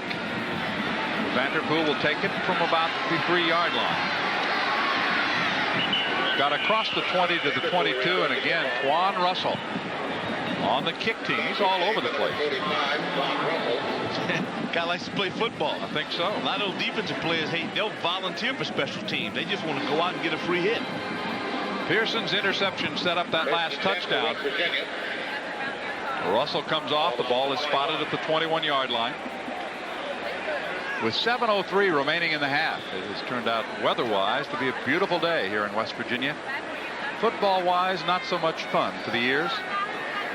What a difference a year makes. They lost 27 seniors off that undefeated regular season team. This is Gary high stepping for a couple near the 23. Corwin Francis, the senior from LaPorte, Texas, made the tackle. Spotted at the 24, gain of 3. 2nd down and 6. And I think if you're West Virginians, you still have to go with what you planned to do when you came into the game. You can't throw that all out right now. Not a bad dive move for them at all. I mean, they got more on that play than they had in the past. 2nd down and 8. That's Freeman in motion. Johnston guns it over the middle. The catch is made by the tight end Purnell, and Purnell is all the way out to the 40-yard line before Earl Little makes the tackle. Earl Little, quite a story. Originally attended Michigan. Had some illness in the family, came back to Florida. Remember, he is from North Miami, Florida. And he decided to stay and go to school there instead of going back to Michigan. Oh, either way, I mean, you don't lose on that. Here you watch Purnell. Real nice little spin move. He's drifting. You don't like to see that. The ball is right on target. One thing about it, Chad has been hot so far. They just got to catch him. 1st and 10 from the 40. Fake the inside handoff. The throw to Vanderpool is off his fingertips. Right in front of Rohan Marley. Tried to turn out to the outside, but Rashawn Vanderpool could not hang on. Exactly 6 minutes to play in the opening half. Along with Rick Walker, I'm John Sanders. You're watching Big East football from Morgantown. That would have been tough. But Vanderpool has the skills to make those kind of plays. And when you're trailing, you're down 25 to zip. You know, you have to dig down, and somebody's got to come up and make an exceptional play. Tony Minifield comes out of the lineup. Jimmy Gary, number 21, is back in. Good look at Calvin Edwards. All 305 pounds of him. He fills up the screen. He certainly does. Play action for Johnston. Looks right, throws right. Right at the 50-yard line. I think maybe just a hair short. Zach Abraham makes the catch. 3rd down and a yard. See, you can get a play action now. We go back to that 1st down when they had about 3 yards on the gain to dive inside. At least you get the respect. But as a wide receiver, you want Abraham. You want him to get the distance. You never want to come up short of a yard. He is a yard short. That may be tougher than if it was 3rd and 5. Absolutely. Minifield comes left. Jim Freeman in that backfield. There's movement on the right side. I think Pete Tirado might have shifted a little bit from that right guard position. On the offense. Makes it 3rd down and 6. The football is backed up to the 44. 2nd time they've had that down the offensive line. And you might think, well, what happens? You get in the huddle, quarterback says on two, and usually a guy will ask a question. Anything can go, and if you just cut your brain off for 1 second, you miss it, and you cost your club. We saw a shot of Click there, but I think it was Torado. 72 yeah, it was the Pete. Guard, not the tackle that moved. Pete jumped on it. Less than 5 minutes remaining in the half. 3rd down and 6 now for the Mountaineers. There's that play action. Johnston throwing. It's intercepted. Was he in bounds? No, he's out. He's out of bounds. Malcolm Pearson trying for his 2nd interception of the afternoon, but he was out of bounds. Remember that 3rd and 1? You see what happens? That's exactly right. So if Abraham comes down, and you know, Zach's an excellent receiver, but if he has the presence of mind to get to the marker, they're in 1st and 10. You know, it's just a little thing, but when you're trailing 25 zip, you got to do little things. You need to keep your defense off the field for a while. Sauerbrun's kick, fair catch called for at the 14-yard line by Jamie German. He puts it away with 4 minutes and 39 seconds remaining in the opening half. Todd not too happy with his punting so far this afternoon. There is the afternoon is probably over for David Mayfield from right here in Morgantown. You saw him put the pop in. That hit. Yeah, he has a stinger. You'd be surprised. You ice it down and they get into halftime. You may be able to come back and stretch a little bit, and it wouldn't surprise me to see him back. He may hit you with the other shoulder, but I mean, I think you have a chance to come Might back. be a good idea. 25-0 is the score, and Frank Costa is back in there at quarterback.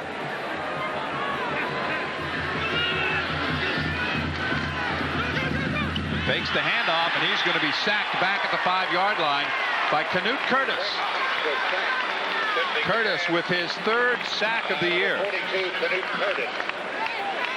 He was Mr. Everything last week against Pitt. He was the player of the week for the Mountaineers. I mean, just comes in real active, gets rid of the block, closes, and finishes off well. The loss of about 6 on the play. It is 2nd and 16 for Frank Costa and the Hurricanes. It's tough on an offense when you're up 25 zip. You know, those kids are human. You get a little lax, and this is where the Mountaineers could possibly come up and make a play. They desperately need a big play. Ferguson across the 10, out to near the 13. Puppy Wright, number 4, defensively there for the Mountaineers. That's a phony, the captain, Puppy Wright, Curtis, Perkins, Hawkins, Thomas, these guys, Browning. They have a very good front 7. They've had some injuries in the secondary, but these guys are courageous. They play hard, but you can't win unless you have guys making plays for you and getting the ball back, especially trailing. 3rd down and 11. The Hurricanes with 3 receivers in the formation go from the shotgun. Costa sets, looks, throws. A one-handed attempt that time by Chris T. Jones. It's incomplete. 4th down, and West Virginia should get good field position. Remember that one-hand grab he made? Yes. Against Florida State? Right. I bet he was probably thinking, hey, I can do that every play. Doesn't work that way. That's a good stand for the Mountaineers. We want you to stay with us at halftime as we will talk about what happened last week, show you some highlights from around the Big East, and also put together some mid-season highlights. There were so many highlights from the Pitt-West Virginia game, we couldn't do it in one segment. It would take too long. Vanderpool at the 40. We have a flag down. I think they might have roughed the kicker. He dances out of bounds at the 45-yard line, but that flag is all the way back where the punt came off the foot of Mike Chrissy. And it is against West Virginia. They're just self-destructing here. Mountaineers, they need halftime to hurry up. There you see, and you are coached. The aiming point is to go right off the foot where the ball will be. Roughing the kicker on the defense. 15 yards, automatic 1st down. But what happens is that, you know, you're so pumped up and you want to make a play to help your team, and you're trailing, and you know, you lose a little composure. Tom said, hey man, we're at home. What's up? What's the deal? The football will come out to the 28-yard line, whether Don likes it or not. 2:57 to play in the half. The problems continue. West Virginia, and this is about the opposite of what you would normally expect. Right, especially with Miami. Again, 8, 9, 10 penalties. per game, and well, they still may have that many by the time we're finished. Yeah, but if the score is 100-0, it won't matter. Exactly, you know what I mean? right. Won't matter at all. It's a good point. 28-yard line, 1st and 10. 25-0. Miami leading, and remember, they've not allowed a point on the road this year. Costa is still the quarterback. They work out of the one-back offense. 2 receivers right, 1 left. Jones on a fly pattern. Great catch at the 20. He lost it. Just could not quite hang on. Harold Kidd was with him stride for stride. And Chris T. Jones now down at the 15-yard line in some pain. He almost made a terrific catch. Well, you're in a little pain because you're upset because you missed it. It hurts more when you don't hold on. Here he extends out for a great extension. The knee hits the turf. Oh, yeah, on the hill. He lost that at the end. He did not have it as he hit the ground. Turf is hard. Had he caught it, he would just jumped right back up. Oh, yeah, you're still in pain, but you jump up so they can read your stats and career catches and the whole bit. And you bite your tongue and you get in the huddle. Yeah, I think he'll be okay. Boy, he's upset. Doggone it. So it's close. A tough pass, too, John, because the ball was thrown inside. On an up route, you'd like to have it over your outside shoulder. Then you can actually maintain a pretty good speed. 2nd down, 10. 5 receivers in this pattern. Throwing short in the flat. 1st down picked up by the Hurricanes. That was Al Shipman from West Palm Beach. Number 32 made the catch out at the 42-yard line. A gain of 14. Again, Harold Kidd on the coverage. And Harold is getting a workout this afternoon. Indeed. Kidd's the fastest player on the Mountaineer team, and they're going right at him. If you can beat the best, I mean, that is demoralizing in itself. Costa with 2 long touchdown passes in the first half. We saw Ryan Collins for 1 series. 42, it's 1st and 10. They continue with this 5 receiver formation. At the 50, Tellison spins around. He's got a 1st down in the arms of J.T. Thomas. And they're starting to show the full arsenal now offensively. Well, they work you down. And if they can just hold on to the football, keep the West Virginia offense off the field, they can get another score right now before half. Boy, they're just tickled to death. There you see Rutgers, Boston College. They are already at the half. Florida State leading Clemson by 2 touchdowns. South Carolina over Vanderbilt. That one is just in the 1st quarter. And Ohio State against Purdue up by 14. Virginia Tech still that 1 touchdown lead over the Panthers of Pitt. Here it's 25-0. Canes with the lead and the football. It's incomplete. That one was dropped. Again, it was Shipman over there on the far side, hitting right in the chest. It'll be 2nd and 10. Charles Emmanuel defending. We've had a few drops today, really have. It's a nice heat on the pass by Costa. That ball goes, you used to call it the old breadbasket. And you'd never let it touch the chest because the pads, there's a padding in it like a fiberglass. And hits that ball, is out. I know, he looked around like, what happened? Yeah, what happened? How could this happen to me? Catch it with the hand. Stay with this 5 receiver formation. Make sure you get enough guys on the line of scrimmage. That happened earlier. There's Curtis again, driving him down. Canute Curtis with his 2nd sack of the afternoon. They're going to spot it near the 45 of Miami. Boy, it's demoralizing, but a defense you can never give up. Curtis once again, last week's player of the game. I mean, just powers through, nice bull rush, and he finishes well. I'll tell you how banged up they are defensively. They've had to move Frank Browning, number 15, from offense to defense. We have a timeout down on the field with 1 minute and 56 seconds remaining to be played. There's Canute Curtis, and he has done all he can. I think the thing that happens, though, as you mentioned, they've been out there so much, they're just going to be worn out. Go by the 4th quarter. And that's when it really starts to pay off against you. Those 300-pounders leaning on you and biting at you, and it gets you. But morale is important, and you never ever split a football team down to half. Those defensive guys just have to hope that the offensive players can get it going. Some days nothing works for you defensively, but you just never give up, and you hope that you can get a tip. And we'll talk a lot about this because turnovers, in my mind, are the only way West Virginia can get back in this game.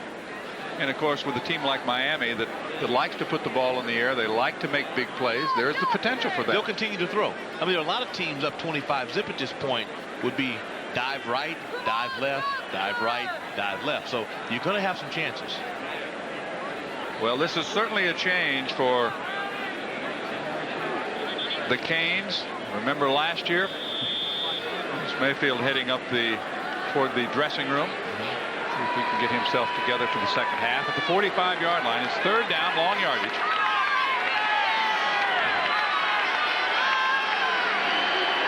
They go from the gun. Costa looks right, throws, and Jones falls down. He slipped at about the 32 and went down. It'll bring up 4th and long. Frank Costa's pass was intended for number 85. Last year was no fun. We had a chance to ask Dennis Erickson about his memories of last season. I call them more like nightmares, but I mean, it was an awful day here. We didn't play very well. They played well. You got to give them credit. And they won that football game, and it was kind of the beginning of the end for us. And we remember that. We've turned that film on many times the last 2 weeks, so hopefully we can make up for it. There's the kick. Chrissy with the punt. Vanderpool stays away from it, and it's going to be spotted outside the 20 near the 21-yard line.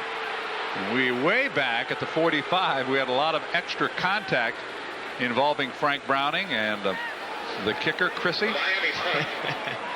See, Erickson, he didn't like that. He's like, hey, man, we're up 25-zip. Just play football. Think about it. Be smart. Let's get the win. We'll get on the bus. Yeah, I'll pass you a Gatorade if we pull this thing off. We'll take the bus ride up to Pittsburgh, get on the plane, and go home. Absolutely. Get out of town. 25-0. The Canes are on top with 1 minute and 38 seconds remaining in the first half. The pace was pretty good at the beginning. This thing has kind of slowed down here the last part of the second quarter. Well, you can credit the Mountaineer offense for that. The miscues. Out of the I formation this time. Play action fake. Looking for Vanderpool. It's overthrown and out of bounds. Chad Johnson's pass intended for Rajon Vanderpool. It'll be 2nd and 10 from the 21-yard line. You know, you don't have a lot of room, and I give C.J. Richardson a lot of credit, their free safety. He has great speed, and he has a real good feel for the game, and he gives that help. And there's only about a 5 or 10-yard cushion, but you got to have the ball right on the money. If not, I think he did the good thing, get it out of bounds. You do not want another interception. And of course, both the interceptions have come on passes that could have been caught. It led to Miami touchdowns, part of a 25-0 lead. There's the inside handoff to Walker at the 25. Wrapped up by Richardson right around the ankles after he picks up about 5 near the 26-yard line. Yeah, you know, it's interesting. Pretty decent run for Walker. This used to be commonplace last year. We talked a little bit about the wide receivers. As you watch, Gerald Long comes up. He gets a block, get a little chip on it. I mean, not a lot. And there's our guy, C.J. Richardson, who comes up with a nice tackle. So we talk wide receivers. You can always tell the wide receivers that block. That means there's some underclassman standing right behind him, and the coaches are evaluating. That is Gerald Long, and he is a true freshman. He's getting more and more playing time. The throw slips through the fingers and incomplete. Again, Purnell, the tight end, was the intended receiver. He stretched out for it. The big guy from Delaware could not hang on. You know, defense is going. They have drills called tip drills. You do it every single day, and it looks like the Mountaineers want to make sure these guys they pay off. I mean, that was close again. It was. Could have been the third tipped pass to be intercepted. Purnell has good hands too. You know, you can say, well, the ball ought to be down, man. When you're trailing, no matter where the ball is, you have to get it. German will field this one at the 27. Gets a block at the 35 and a flag as a result of that. Spun down at the 47, but this one will be marched back because of that hit. The flag will go against the Hurricanes. We're in the final 32 seconds of the opening half. Miami led 6-0 at the end of the first quarter, but they scored quickly on Ferguson's run with 13:43 to play in the half to make it 12-0. And Costa with his second long pass, a 54-yarder to Green. The first one had been a 52-yard pass play to Chris T. Jones, and he went to Green for 54. And Larry Jones scored the fourth touchdown. On the defense, an illegal block in the back on the defense. We'll penalize the illegal block in the back 10 yards from the spot of the foul. And the Ears will take the one that's most advantageous to them. Larry Jones with that 9-yard touchdown run coming with 7:08 left in the half. And they finally did convert on an extra point. Then it's 25-0. The illegal block came about the 35-yard line. So back to the 26. Well, with 32 seconds to go, we've watched a couple of games go all the way back to the game we did with Rutgers, right before half. And you can get into a prevent. Miami can throw a little 5-yard out. They put it in the hands of Shipman and one of these guys, and boy, they can scare you. They'll take it the distance. So you really have to be smart with 32 seconds to go. They have Chad Wobble.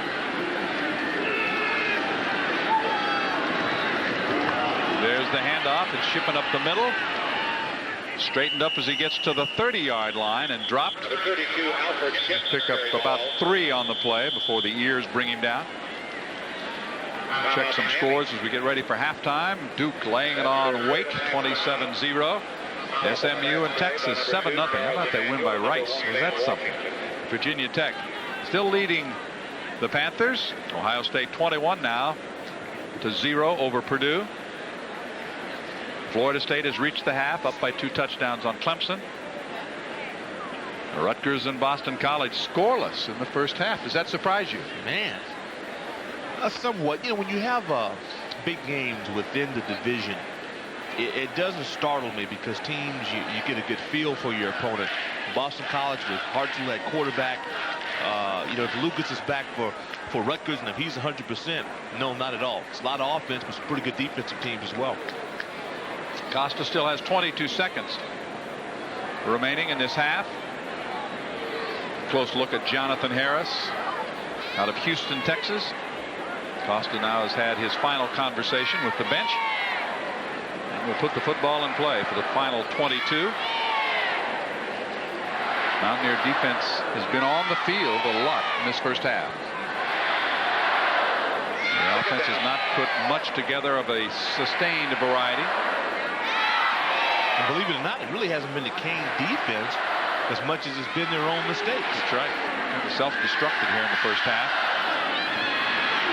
Costa steps up in the pocket, hit as he throws, and it drops incomplete at about the 45-yard line. He had Barry Hawkins in his lap and took a pretty good hit that time with 15 seconds to play. You got your starting quarterback in the game. You're up by a ton. He stepped in the floor. He wanted to get that one off. He stepped up in the pocket. He was ready to heave it. Frank's confidence is sky high. He's picking up some pretty good numbers, but Hawkins would have nothing of it. From the 30, it'll be 3rd down. About 6.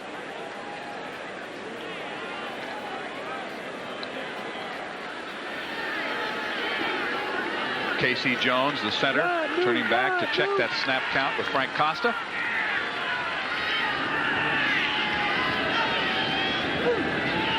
And there was movement on the left side. It looked to me like Ricky Perry lifted up over there. The offense.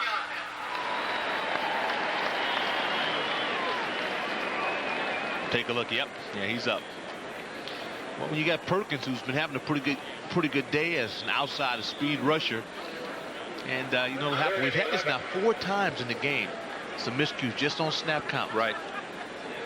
You wonder how it happens in midseason. It happens on every level. You'll see it tomorrow on Sundays. You'll see exactly right. 25-0. The Canes are leading the Mountaineers here in Morgantown. 3rd and about 10. They decide to go to Shipman on the inside handoff, but he's still running all the way to the 35. He'll be short of a first down. Charles Emmanuel coming up to make the tackle, and still 7 ticks of the clock remaining in the opening half. And a timeout has been called. West Virginia takes the timeout. A pickup of about 10 on the play, but still a yard short of the first.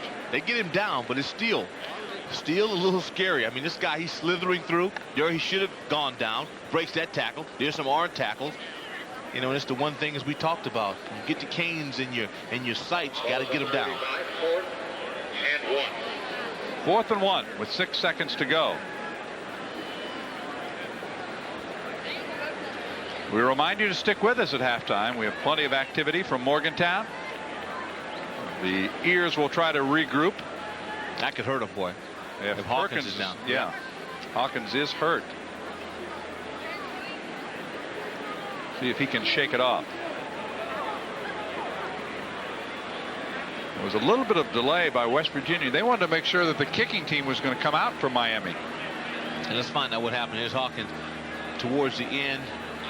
See, sometimes you get your own guys coming in to top off the tackle, and you get a straight collision, and you're not expecting it. And those hurt more than anything. Vanderpool is deep, standing at about the 24. Pretty good pressure and a good kick. Backs him up to the 19-yard line. He made the fair catch there. And that is it. That punt is the final play of the opening half. A half that's been dominated by the Hurricanes of Miami. The 7th-ranked team in the nation, flexing their muscle just a little bit to lead at halftime. That is the end of the first half of play. It's Miami 25, West Virginia 0. We'll be back with our halftime activities after these words from your local stations.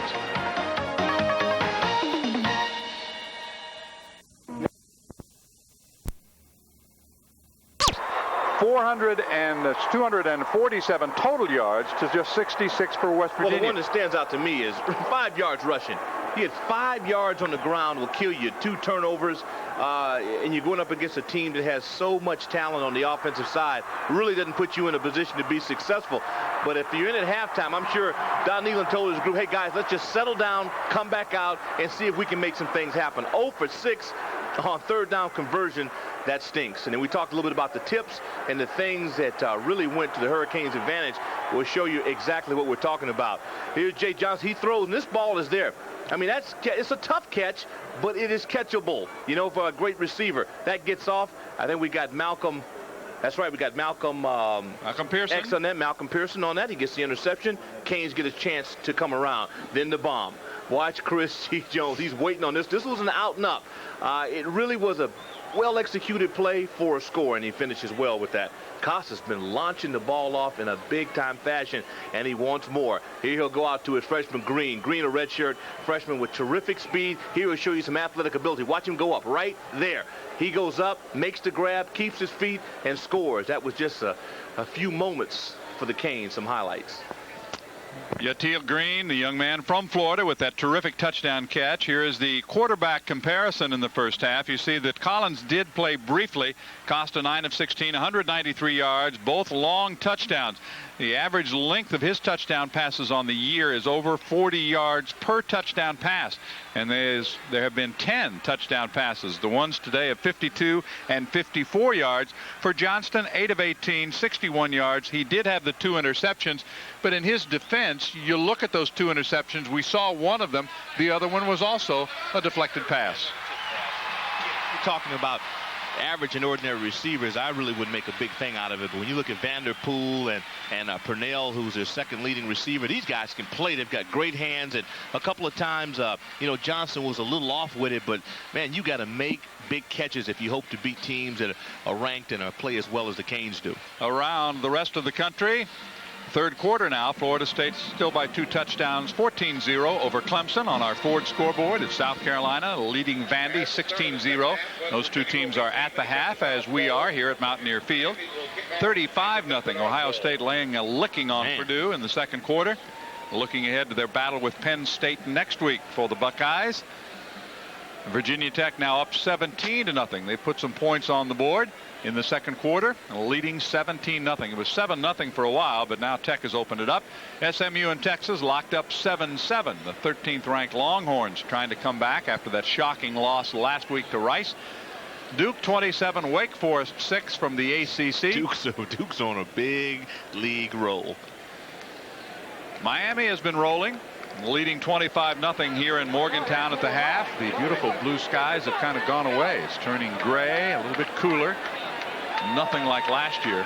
And certainly through the first half of play for Coach Erickson, a much happier visit to Morgantown, West Virginia. He actually stayed in Fairmont, West Virginia, 25 minutes away, and made the bus ride up. He'll head immediately back to Pittsburgh Airport and back to Miami tonight.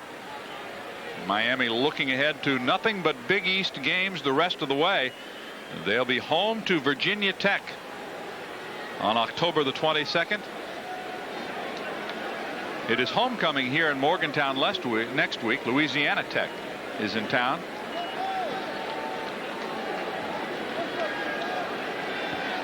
There's Don Nealon. A rocky first half, but West Virginia will get the football to start the second half of play. Vanterpool will be deep to receive the kick, along with Jimmy Gary. Pruitt to kick off. We're ready to start the third quarter of Big East football here in Morgantown. Vanterpool backpedals to the goal line. And he will not, dumps away from the tackle. Now he's moving at the 30, lowers his head, and all the way out to the 33-yard line for Vanterpool. Looked like he was stopped at the 15. It was Barnes and Little on the kick team making the tackle. Well, the good ones have terrific balance. He's shown that he has the ability to break the big play once again. The wedge kind of fails him on this. See, an average back is down. He keeps his feet, constantly going upfield. Then you get some of your pals chipping in for you, and you get a more than decent return. 33-yard line, a 33-yard return.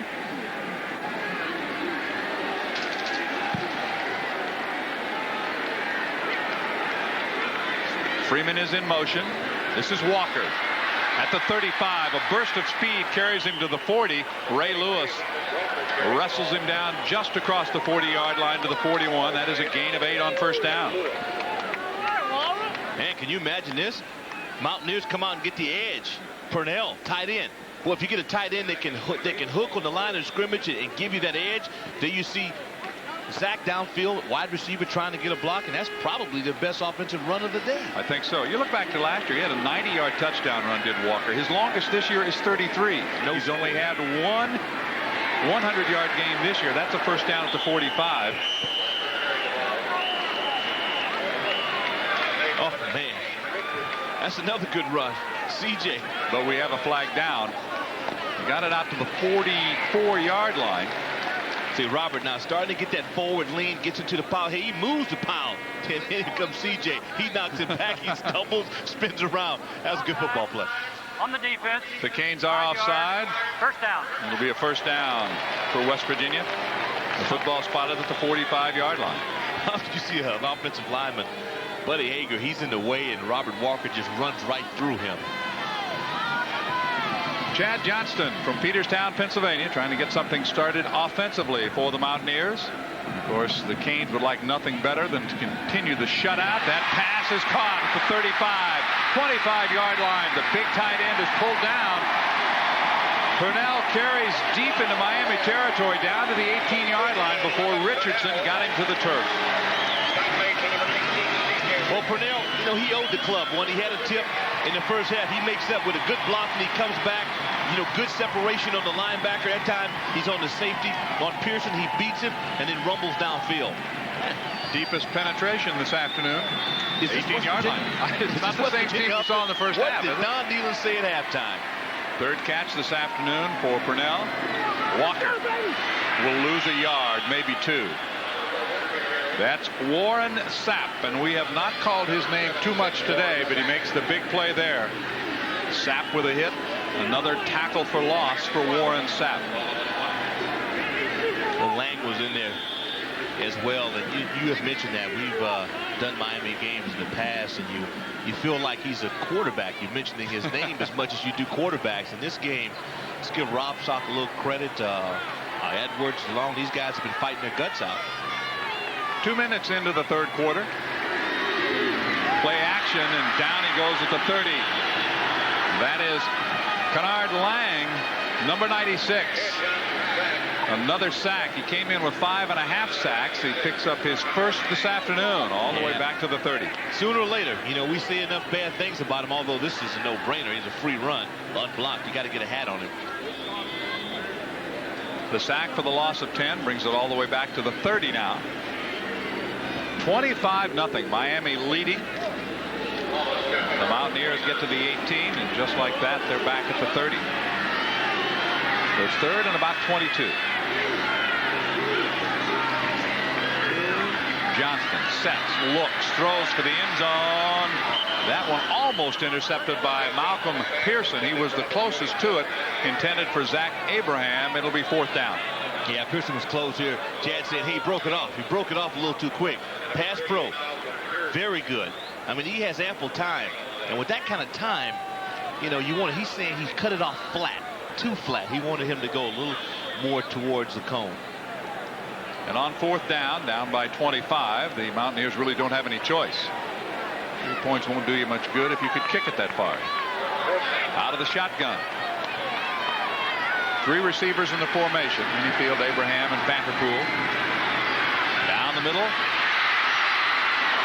Right at the 15-yard line. Richardson makes the hit on Vanderpool. He'll get inside the 15. But it's not enough for the first down, and they will turn it over. The Hurricanes will start deep in their own territory at the 15. Well, once again, I'm impressed with the offensive line. He has some time. He steps up. Good connection. All for naught because they have penalized him and they hurt themselves once again. 11:55 remaining to be played here in the 3rd quarter, and it's 25-0 Miami over West Virginia. Back after these messages. The second half of today's Big East football telecast is brought to you by Motorola Pagers for the messages you can't afford to miss. And by Molson Ice from Canada, the land where ice was born.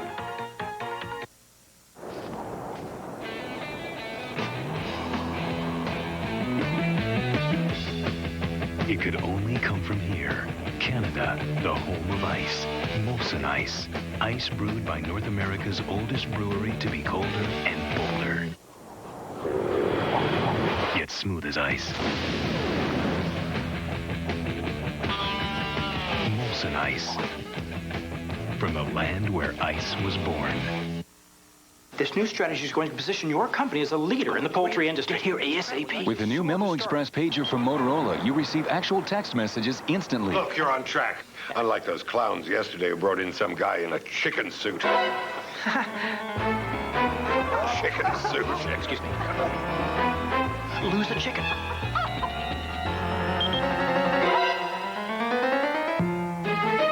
Introducing the Memo Express pager from Motorola for the messages you can't afford to miss. From a bright autumn afternoon, it has turned gray here in Morgantown, West Virginia. 25-0 Miami with a lead. Kind of a gray finish to what looked like a good start to the second half. Well, that's the way to come out of the locker room, exploding on offense. Unfortunately, they had nothing to show for it. Not as far as the 18, now as far as the 15, but it wasn't enough for the first down. Hurricanes will have it. That's Harris in motion. Jones tackled for a loss. Barry Hawkins has had himself quite a game. And it's good for Hawk, too, because as you recall, Hawk went to the sidelines right before the end of the second quarter. And it was probably just a stinger, but boy, he's back. He beats the block. He's a big guy, 300-pounder with real good range. A loss of 2 on that play. Back to the 13. Second down and 12. They bring German to the right. Jones split out left, along with Harris. Lone setback is Larry Jones. Play action. Looking for German. He's got it across the 25, but drops it. They rule it incomplete. And once again, Mountaineers get close, but no luck. Can't get it. They have not been able to catch a break. Goes as an incomplete pass, brings up 3rd down and 12 from the 13-yard line. 11 minutes and 8 seconds remaining here in the 3rd quarter. Frank steps back in the pocket, lets one rip. You know, the ball is there, got a little bit on the pads. Boy, good hit. It looks like Kidd comes down with a strip, knocked the ball away. It's good defense. And Van Washington in there as well. Matt Tafoni, the linebacker, backpedaling, trying to get into the action. 3rd down, 12. 5-receiver formation.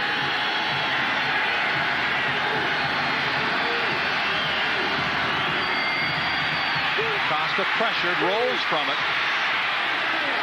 throws it out of bounds. German the closest, but he wasn't really close, and Costa, feeling the pressure of John Browning, threw it away. Now, this is twice now that the Mountaineer defense has been able to, keep them on their heels. That's not what Frank Costa wants to do. That offensive line gets pushed back just a little bit, and there's those blue shirts. Mountaineers coming at it. You continue to pursue. That's the difference right there. You finish it through. John Browning really is responsible for that. Fifth punt for Chrissy. He's averaging 37.5 yards per kick. Vanderpool is deep. This is not a good kick. Off the side of his foot, gets a bit of a Miami bounce, but it's in Miami territory at the 45-yard line. With 10:52 to play, the Ears trying to get on the board here at home. We'll have more football coming up right here from Morgantown after these words from your local Big East station.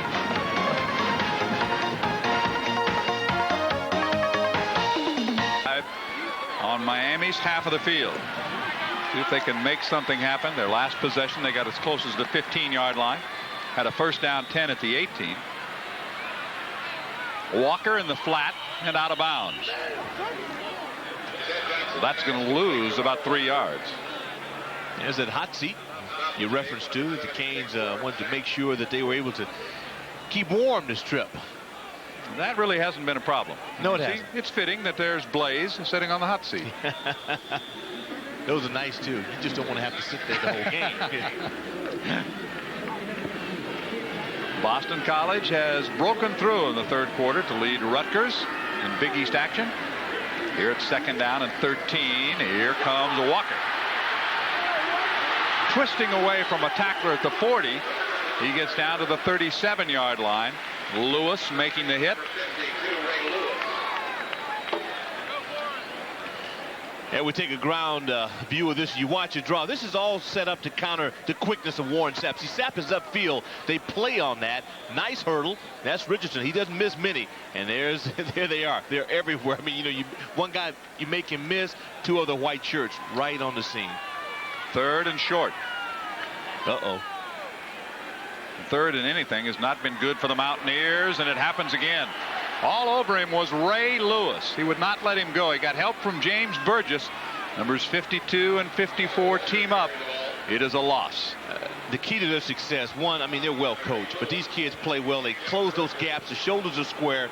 They force you to bet. If you got to bounce out against the Miami Hurricanes, forget it. It doesn't work. You're better off getting a shotgun and throwing a Hail Mary. Well, they're just too quick. Sauerbrunn to punt. And try to angle this one, pooch it toward the corner. And see how he does. Pretty good. Oh, yeah. Out at the 4. No boomer that time. But at the 4-yard line, Miami will have it. They were 3 and out. First time they had the ball. The Canes this time will start deep in their own end of the field with 9:51 remaining to be played. Be real honest with you. Yeah. Get a few scores in. All right. Ohio State 38-0 over Purdue. That's not pretty. Virginia Tech leading the Panthers of Pitt 24-0. Still in the second quarter. Texas has taken the lead over SMU 14-7. Texas A&M leading Rice 7-0. From the 4. We have movement all over the place. Terrell Green, the redshirt senior, the one representative from this part of the country on this Miami team. As a matter of fact, he was the captain here. He's from Pittsburgh. In his 5th year. This is his final year, and I'm sure he brought a few folks down from just north of Morgantown. I don't know. I mean, we used to play the Eagles. I would never have relatives go to Philadelphia when we played the Eagles. There's some places you don't bring your kinfolk, especially wearing hurricane, jackets and hats. Disguise yourself. From the 2, it's 1st and 12 as they penalized them half the distance. They got it. This might be a T-back. I don't know. Puppy Wright pushed him back into the end zone. They're going to spot him down at the 1. The fans here wanted a safety, but it's not going to happen. But Puppy was not going to let Larry Jones do anything. Yes, it was. This is awful close. Here, you watch this. Boy, Perkins, point of attack, fights off the blockers. Puppy comes up. This is nice, and at this point, it's judgment. It was Stephen Perkins on the bottom of that. He was dancing with danger right along the goal line. Oh, that's nice, though. I'd like to see him come up and keep those pads square and converge. It's good defense. Second down and 13 and from the 1. Costa. Miami trying to dig itself out of its own end, and he will call timeout. Exactly 9 minutes remaining to be played in the third quarter. With the score Miami 25, West Virginia 0. We'll be back after these messages. There he's clearly in the end zone. He comes across. He's on the one. He's stopped up. You see Wright will come in. At this point, feet are still moving. He's going backwards. Now, at what point do you think he's tackled? I think he's tackled there. And if so, touchback. Well, had it not been for the fact that he was on the goal line, they might very well have spotted the ball there. Yeah, that's a good point. Good point. Not that it matters a whole lot at this point, but momentum's everything, and the Mountaineers are really showing they're very competitive on the defensive side so far. And they're giving the fans here, the faithful who remain, something to cheer about. At the direction, of course, of the scoreboard. 2nd and 13. Costa passing out of his own end zone. The pump fake, throwing deep. Is he inbounds for the interception? He is. West Virginia will have the football. Picking it off was Aaron Beasley. He leads the nation. That is interception number 8. And Costa with a pump fake, but he really threw that one up for grabs. He did. They got pressure on him, number 1. Number 2, not a big difference from that or a punt. You can see he's under a little distress. He gets the ball out. They were hoping to get a free run on the punt. They don't. Boy, Aaron, good speed. Aaron follows that real well. As a receiver, you would try like to break it up. Christie's trying. Boy, to catch that and have the presence of mind to get a foot in. That's good operation. Number 8 for Aaron Beasley. That's a career for most players, and then some. Johnston guns it. It's caught. Abraham inside the 30 to 25. Down to the 24-yard line before he's driven back by C.J. Richardson. It is a first down for the Mountaineers. Warren Sapp, believe it or not, he's in on that tackle. I mean, this guy is unreal. You know, he's there on the bottom of your screen. He goes up and tries to bat the ball down. Abraham, he gets some movement. Watch 76 on your screen. He's chasing the wide receiver down and gets in at the end trying to slap the ball away. Is this guy an All-American or what? He certainly is. They're up 25-zip. And that's the pride with the Hurricane defense. And they're shooting for the goose egg. They want that third road shutout. Absolutely. They want a shutout. They want total humiliation on the defensive side. And it takes that kind of effort when you're up. Forget the score. The great ones, I mean, they're constantly going for all the awards you can get. And that was a super effort. The discussion continues down on the field. It appears the penalty is going to go against West Virginia. Marley and Sapp are listening to the conversation between the officials. We'll get it all straightened out for you. Dead ball, personal foul, late hit by the offense. They gave the gain they made the line to gain. It'll be first down and 10 yards to go. The football, though, is back at the 39-yard line instead of the 27. Boy, that's tough. You see Doc Holliday, the receiver coach, right there in your screen next to Don, and he's shaking his head. Tough guy, old linebacker here with the Mountaineers, coaching the wide outs. That's one reason they're so tough on the edges. Barber in motion. Some reverse action. But the Canes aren't buying. Well, you know, I tell you what, I'd like to go back and get some footage of games played over the last 10 years against Miami that a reverse has worked. That anything like that against this group has been successful. The reaction from the fans, they wanted a penalty call for the action on the sidelines.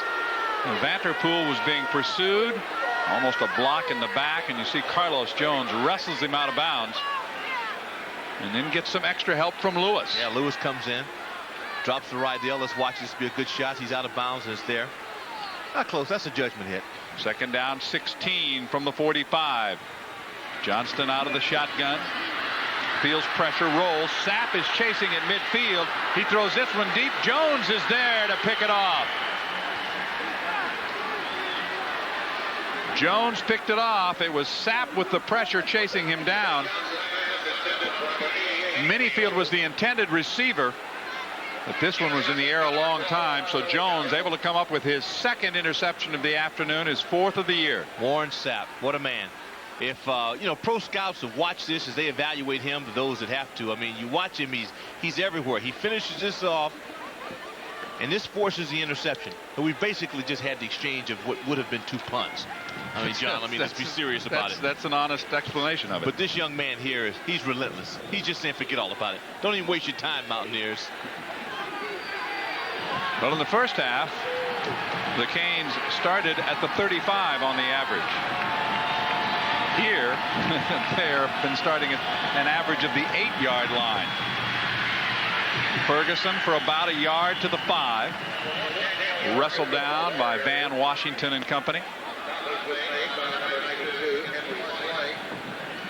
It'll be 2nd and 9. This is where you want to be. I mean, it's the side of the ball you want to be on if you're West Virginia. You could just keep him down.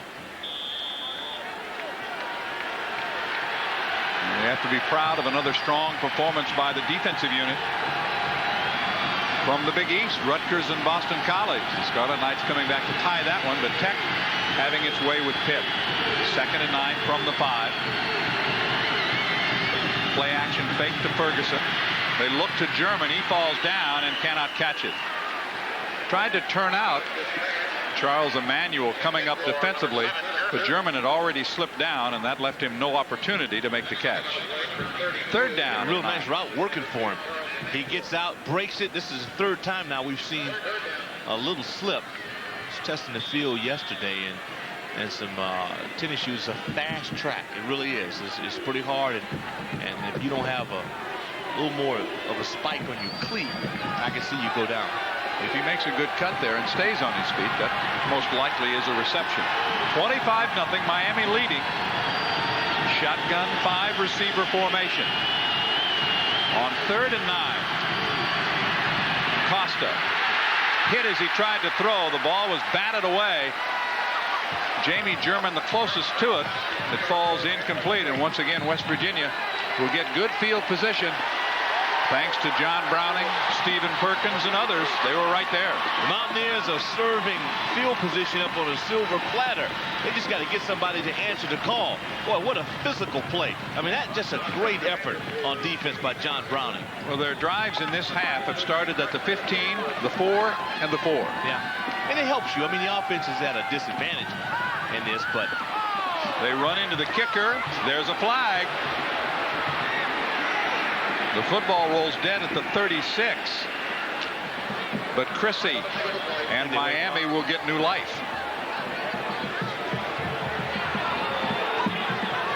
Second time that penalty's been called this afternoon on West Virginia. Rough to have it once, twice. I mean, really. No mistaking. You might say, well, he's somewhat blocked into it. It all has to go with angles.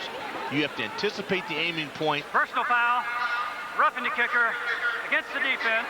15 yards, 1st down. And follow through properly. Don said, what do we have to do to get a break? The football comes all the way out to the 20-yard line.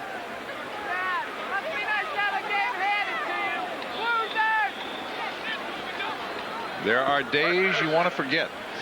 This might be one of them. It's 25-0.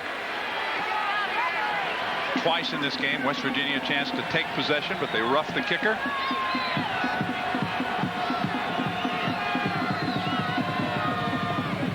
Play action down the middle. The catch is made by the tight end Daphnis, and Daphnis has a 1st down as he breaks it near the 38. Van Washington made the tackle. Pick up on the play of about 19 yards. Both clubs have had some success trying to throw between the hash marks to their tight ends, you know, which will happen when you have good people on the outside. Well, you saw Purnell has made 3 catches for good yardage. They've gone to Daphnis a few times. At your suggestion, I might add. By all means. Tight ends. Those tight ends in the game. Here comes Ferguson trying to get outside. Curtis really doesn't let him turn the corner completely. He'll pick up just a yard to the 40. Pressured by Knute Curtis. 2nd down and 9. Runs out of bounds. Stops the clock with exactly 6.5 minutes to play in the 3rd quarter. Interesting thing about Miami, the Hurricanes, James Stewart, who's home nursing a bad ankle. But I think if he's here today, they just start to pound the ball a little more. You know, when you got your big horse at home, you have to change. You're throwing the ball, they're up by 25 to zip, and I mean, they can get away with it, but most clubs can't. From the 40, it's 2nd down and 9. And now we have another penalty called. It gives us a chance to remind you that as part of Molson's sponsorship of Big East football, we will be selecting the Molson Ice Player of the Game a little bit later this afternoon. The 5-yard penalty marched off against the Hurricanes. Comes back now to the 35-yard line. Becomes a 2nd down and 14. There is the penalty story. West Virginia just one more than Miami, but you know that their penalties have been much more costly. Yeah, but see, Miami can make penalties because they make big plays. I mean, you know, they'll answer to them. West Virginia is a different story. 2 50-yard plus scoring passes in the first half. Dropped underneath. Could not hang on. That was Al Shipman, who sees most of his playing time in these passing situations. It'll be 3rd down and 14. Both quarterbacks have been at sometimes been a little wide with the basic routes. That's 7-on-7. You're in practice, you drop back, you get the guy the ball, put the ball in the numbers, give a good quick receiver a chance to catch the ball and turn it upfield. The Hurricanes of Miami in control, trying to push their record to 5-1. This is the 8th game of the year already for the Mountaineers. German can't hang on. It drops incomplete. Boy, was that close to a tip. Charles Emmanuel picked it up, but it had hit the turf. Now, if that's Miami, you know, they get that tip. That's what tends to happen. You know what I mean? Converge on the ball. Again, Costas throwing off the back foot. Bad pass, pretty good save. And, boy, that was the kind of thing. Had Emmanuel been able to get to that football, would have been good. This place would have maybe gotten back up. Most of these people are kind of nodding. See Chrissy's numbers. This is end over end. Fair catch called for at the 32 by Vanterpool. They put some pressure on Chrissy, run into him a couple of times. He gets that one away, and with 6:13 to play, we'll have a change of possession at the 32-yard line. The Mountaineers will take over for the 4th time in this 3rd quarter. You know, after this game, John, Chrissy's going to have to move into the whirlpool with the big guys with the ice. Say, hey, guys, move over, because he's taking some hits. He is taking some hits. Believe it or not, almost hit, you know, on that play again. We have timeout with 6:13 remaining in the 3rd quarter. Miami leading West Virginia 25-0. We'll have more football after these messages. The steal. He skidded into his left leg. Into him, yeah. But Chrissy will be with the big guys in the training room after this game. 32-yard line. There's Costa. Not much success in the 2nd half. Of course, absolutely no field position for the Hurricanes. Walker, 30. Good move there. Spins forward to about the 34. Carlos Jones, number 12, coming up to make the hit. He'll get 2 on the play. It'll be 2nd down and 8. Purnell had a pretty good block on that. That's his 3rd key block of the day. He's had some pretty good grabs, but they've not been able to amount to much in terms of scoring. You watch bottom of your screen, tight end, 82. It's a pretty good angle, gives you the corner. That's all the back asks for. Just give me a little room. He's done it now on a couple of occasions.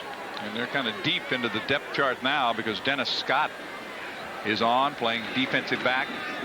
Fake to Walker, turns away from pressure. Johnston throwing, incomplete. Again, it was the tight end, Purnell,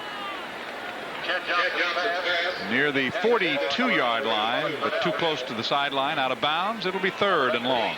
Yeah, time you run out of sidelines because you don't push the route up a little. You got to stay vertical, try to buy yourself some time before you snap it out. If your timing's thrown off on any side of it, that's what happens. That's the result. The extra receivers now on for West Virginia. Minifield and Jimmy Gary, number 21 and 88, have checked in. Split wide to the right. Abraham split left. Fake the inside handoff. Johnston's got some pressure. Steps away from it. Cuts it back, trying to get to that down marker, but he can't escape Ray Lewis. He was being chased by Kennard Lang. And Lewis finally brings him down. It'll be We're fourth down. bragging a little bit on Purnell. This time, it looks like Lang, who's a much bigger man, just somewhat overpowers him. Purnell stays with him now. Lang is on the chase. And Chad has shown us some real good quickness. I mean, able to get outside and do a few things. This time, going up against Ray Lewis is not the kind of contest you want to be involved in. German fielding this punt. Back at his 13-yard line. Gets a block.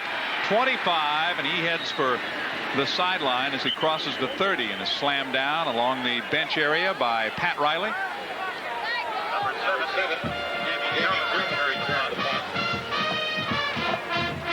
German with the punt return.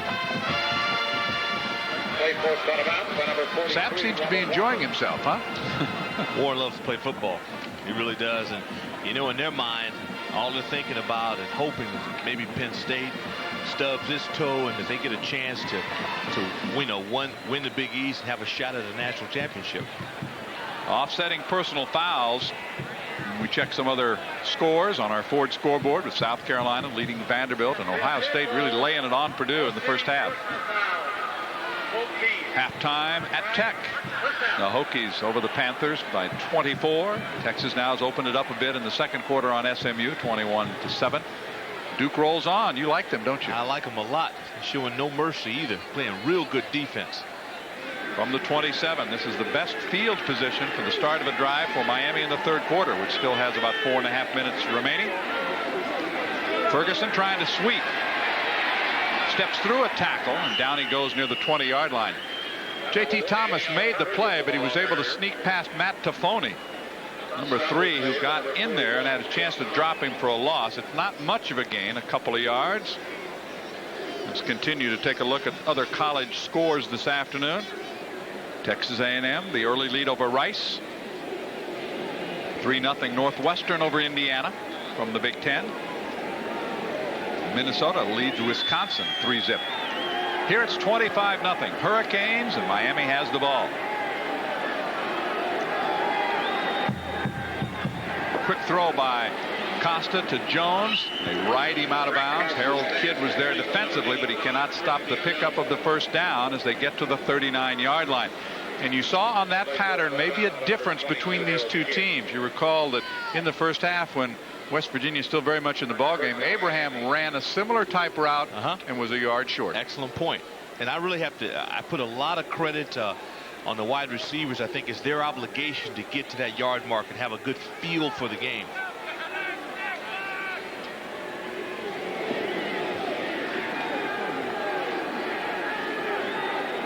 First and 10 from the 39.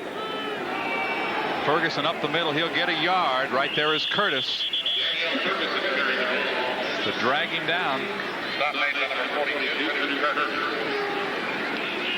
Sort out the rest of this football season for Miami. They keep their national championship hopes alive, depending on, as Rick mentioned, how the chips fall. Virginia Tech on the 29th. At Syracuse on November the 5th. They have the Pitt Panthers at home on the 12th. They play at Temple on the 19th and finish up the regular season against Boston College. Still cakewalk. Second down, about 8.5. Costa sets, looks, throws in the flat. The catch is made. Is he inbounds? Yes. German with quite a battle over there right in front of the West Virginia bench with Aaron Beasley, and he comes down with the football. So good catch by Jamie German. Beasley had great coverage. Yeah, he knows it too. I like it when, guys can almost pat the opponent, in the back and say, hey, man, great effort. This ball is up. He skies again. You watch the Miami receivers. They practice a tip drill. That is extraordinary for him to go up and maintain that concentration. So he has the catch, then he loses, and he comes down and holds on. 234 yards passing. Costa has hit half of his passes this afternoon. Got a feeling that one will make the Miami highlight film. Just over 2.5 remaining third quarter. Harris is the motion man. Here comes Ferguson on the sweep with the pitch. Trying to get outside. Gets away from Curtis. A flag comes down as he goes down near the 46-yard line. Charles Emmanuel made the tackle. Puppy Wright was over there defensively trying to make the play. And let's see if this is holding call against the Hurricanes. And the penalty's really starting to pile up. It's an illegal block against Miami. Started out a bright, sunny fall afternoon, turning a little bit gray, and possibility we could have some showers moving in this afternoon. Perkins is playing a pretty good job here, Illegal but he does get hooked. By the offense. Puppy comes up, and again, you want to string it out. The longer you string it out, the more you give your guys a chance to come in and make a play.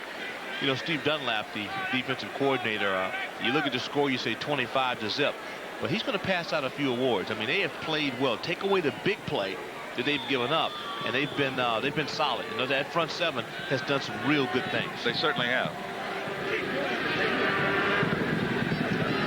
The teal green split wide to the right.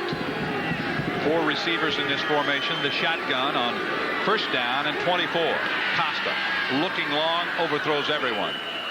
Tellison was the closest to it, down at the 40, and again a flag is down. Miami is led throughout, up 25-0, but it's getting sloppy now. It's a tough thing for coaches. I mean, guys are conscious. Hey, we're up on this game. You see them jawing on the sidelines a little bit. You want to keep them focused. You have to kind of, hey, guys, forget the score. But it's tough to forget the score. There's a guy. Ricky Perry finished for the afternoon. You see a wrap on his ankle. He has not played in the second half, I don't think. Looks like he's lounging on the beach in Miami, huh?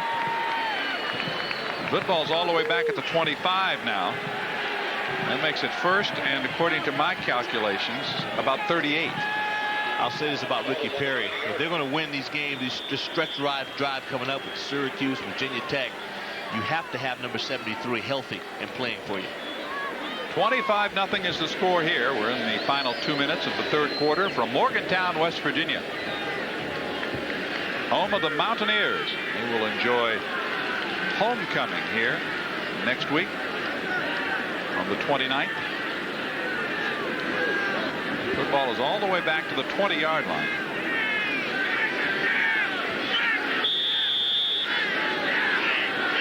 And it's first and about 1.5 miles. 5 receivers in the formation. Costa from the shotgun. For Tellison at the 35, 40. And AC Tellison will just step out of bounds as he gets across the 40 to the 41. They get part of it back. 21-yard pickup on that play. They run crossing routes real well. And again, if you're a quarterback at Miami, and that's why it's always been a quarterback's dream, because, hey, you know you're going to be in a spread set, and you're going to have great athletes you can get the ball to, and everybody's pretty much unselfish. When one of those guys gets a pass, other guys go out and start helping. They chip downfield on defensive backs. At about a third of the yardage back on that pass play. It's second down and 22. 3 receivers left, 2 right. Looking again for Tellison. He wasn't open. Finds German at the 50.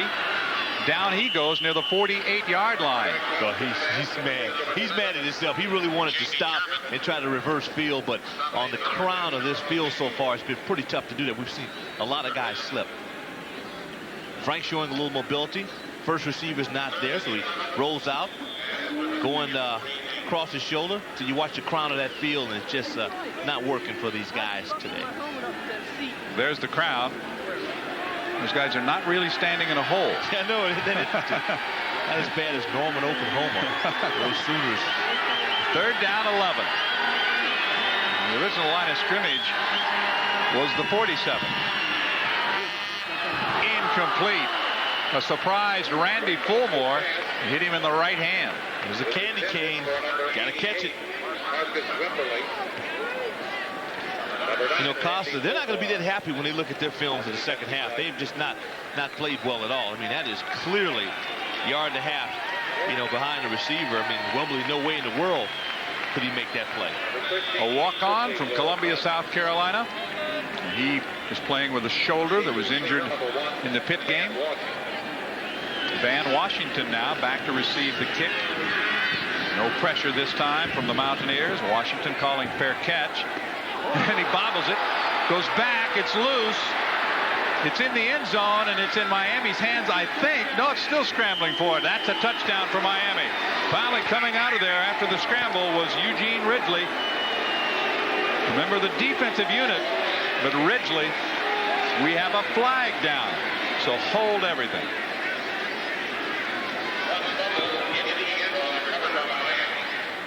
It's a touchdown.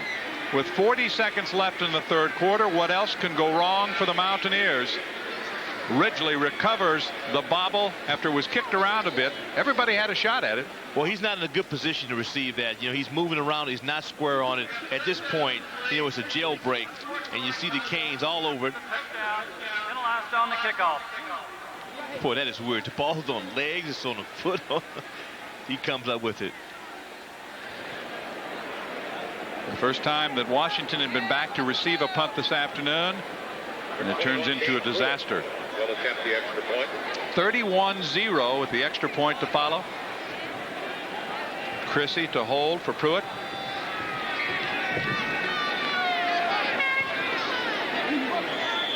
It is good. Kick is good. 7 more for Miami with 40 seconds to play in the quarter. They're celebrating a 32-0 lead. Van Washington unable to handle that punt.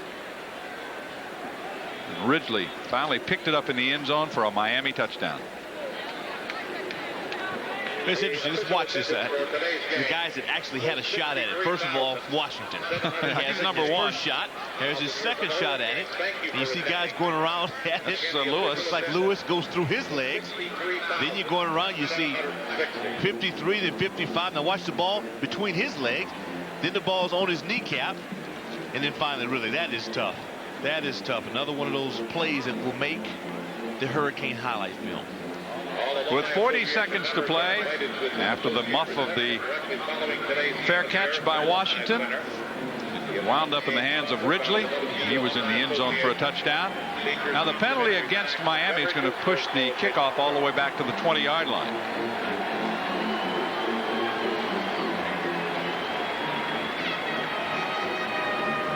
And slowly but surely, the 63,760 are heading for the exits. Offensively now, if you're a member of the Mountaineers offense, you have to try to score. You got to get the goose egg off the scoreboard. I mean, that is imperative. That's the one thing where pride has got to prevail, and you just have to do it. Vanderpool backed inside the 15-yard line. A little bit of a seam at the 30, but that's taken away as a flag goes down. He got out to about the 32-yard line before he was tackled. But the flags have been flying on almost every play here in the second half. We're going to set a flag record next.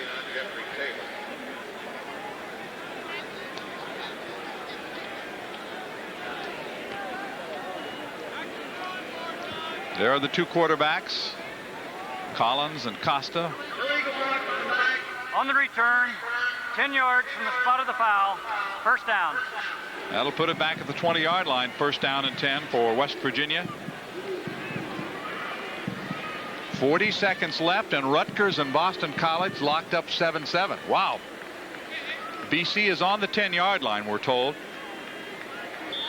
BC trying to pull it out in the final minute against Rutgers at home. We'll keep you posted. 32 seconds left in the third quarter here.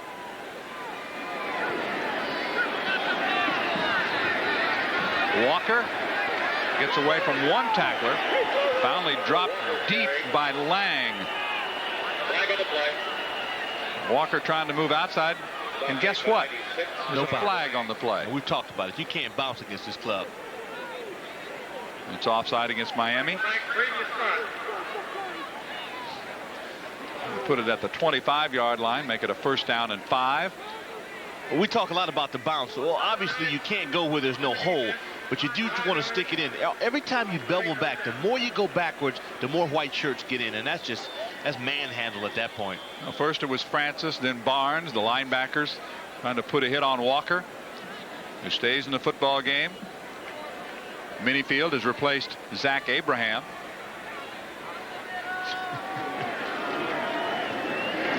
Johnston rolls away from some pressure. He doesn't have any choice but to get out of bounds at about the line of scrimmage. Maybe he'll lose a yard on the play. The Canes, they hit each other. They got to hit somebody on the play, so Lang and Lewis. Just runs into they were out of town when they ran into each other. It's a loss of a yard on that scramble. It'll be 2nd down and 6. We have 1 second remaining in the third quarter.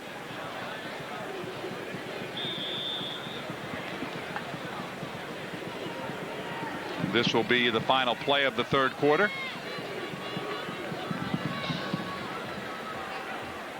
The Ears trying to get their offense untracked. Again, the tight end for a first down.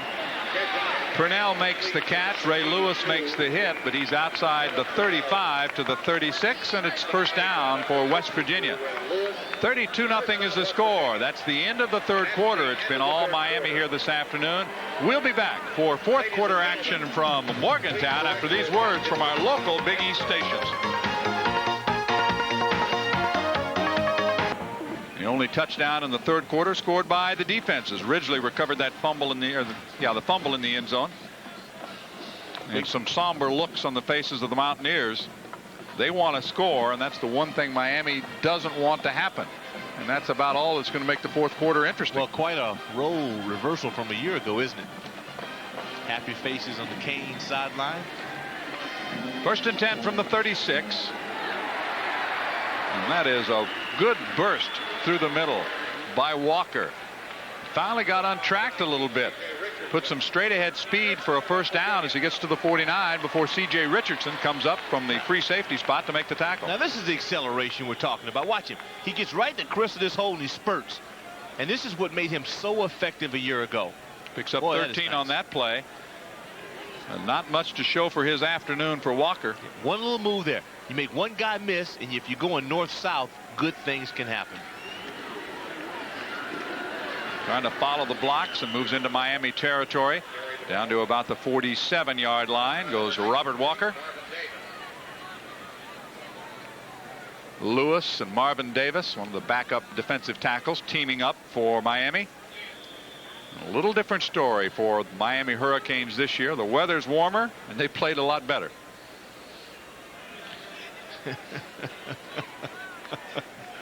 Oh, boy. Second down and about 6 out of the shotgun. Johnston guns it. Nice diving catch for a first down at the 35. He was inbounds. An excellent play by Jimmy Gary. No, Rashawn Vanterpool made the catch leaning out of bounds. Vanterpool with the long stretch for a first down. Boy, this is timing. See, he sets back, boom, he lets it go. Gets that ball out. Boy, Rashawn, he leans out, makes a great catch as we watch the finish on this. Good hands, recovery, nice catch. Nothing you can do defensively about that. No, that's not. That's good. 35-yard line. We're early in the fourth quarter. Walker resets himself. 3 receivers in this formation. Johnston looking long, throwing long toward the end zone. Incomplete. Had a couple of receivers. Vanterpool was there. Earl Little, number 4, going up defensively, but you had two ears who were a little too close together there. Yeah, Little's there. Give Rashawn some credit. At least this time he comes back and makes sure he breaks up the interception. See, no pressure by the Canes. If a quarterback can sit back and get good vision, you'd like to see a ball more on target. That's good effort by the wide receiver. You were coached in practice, and once you feel like you can't get the football, you know, turn defensively and knock it down. Give your team another shot.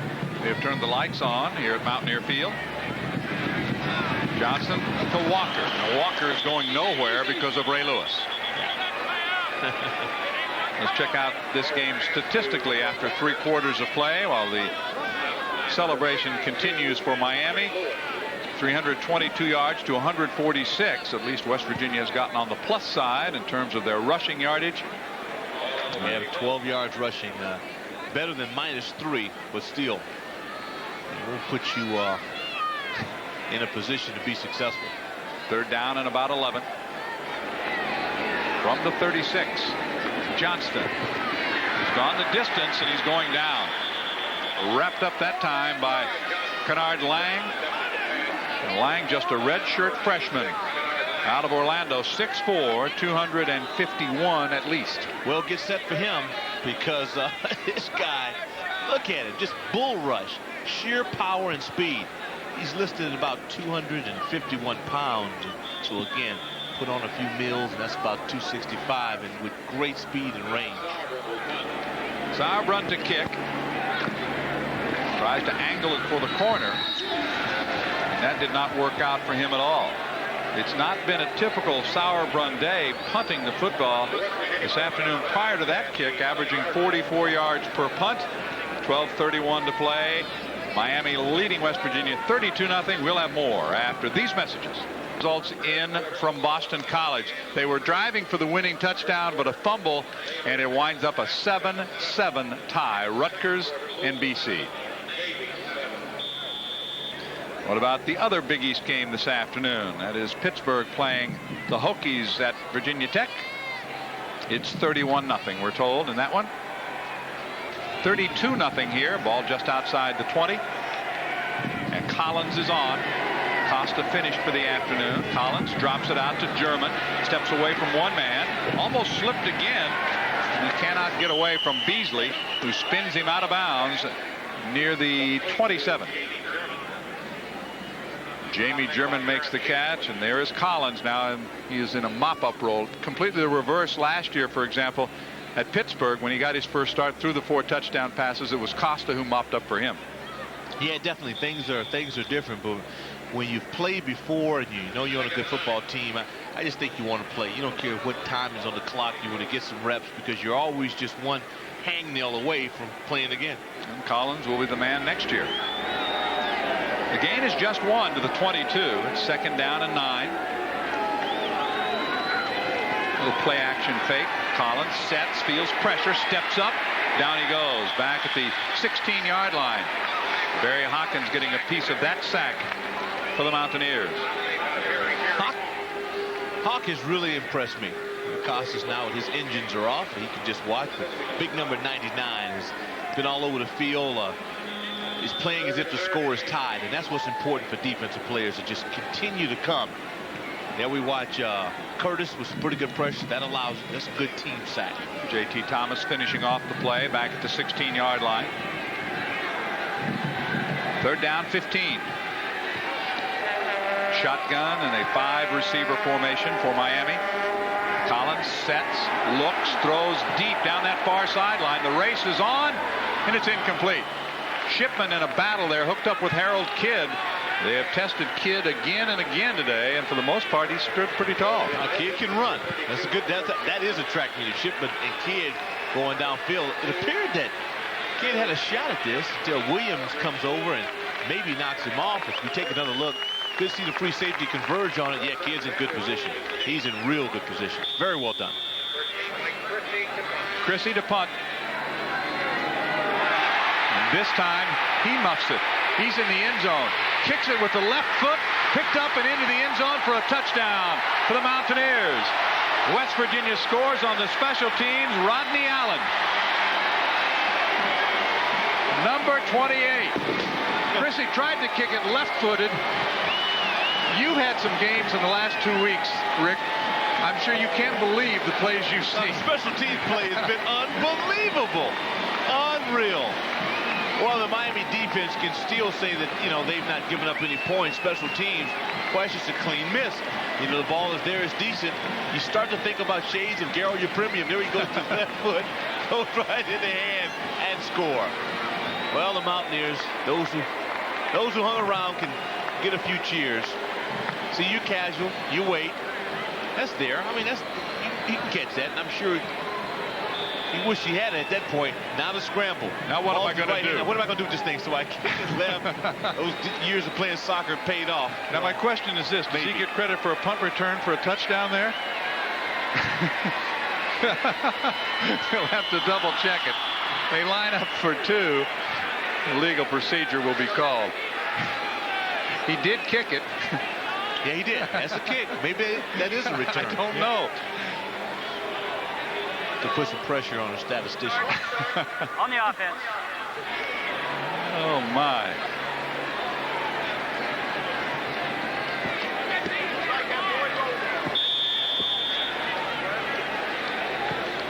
The mishandled snap West Virginia now, after the penalty, still going to go for 2.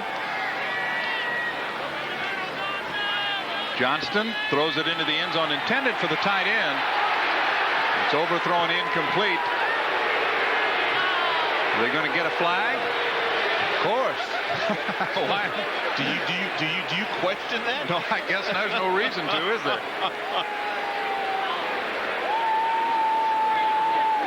I see at some point you have to also deem is the ball, can you catch the ball? Is it playable? I don't think it was. I don't think that was at all. Wilt Chamberlain would not have been able to get that one.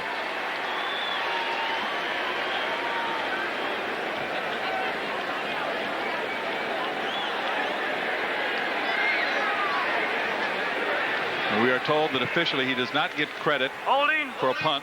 On the defense, half the distance to the goal. Replay the try. They'll try it again. It's going to wind up being a minus 14 yards on a punt yardage. Take 14 yards away from them, from the team punt yardage.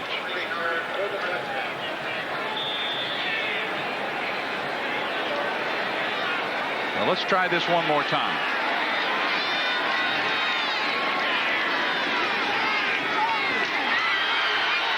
Nothing doing.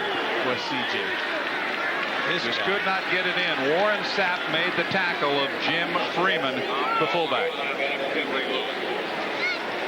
Mr. Sapp and CJ, 2 dominant players on this Hurricane defense again. Good pressure at the line of scrimmage. You see CJ comes in. There's Ray Lewis once again. And actually Sapp just finished off the play. Tops it off for you. 11:19 remaining to be played in the football game. With the score Miami 32, West Virginia 6. We have these words coming up from your local station.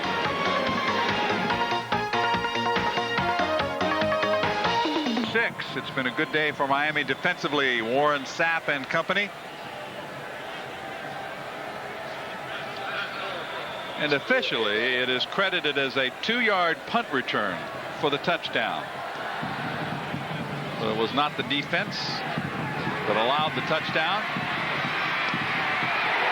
Not able to get back to the 20-yard line. Mountaineers all over the place, hustling down on the play. And another flag. And another flag. That's right.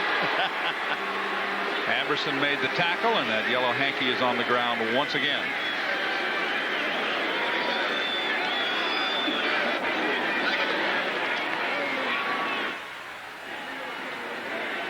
Personal foul against the Hurricanes.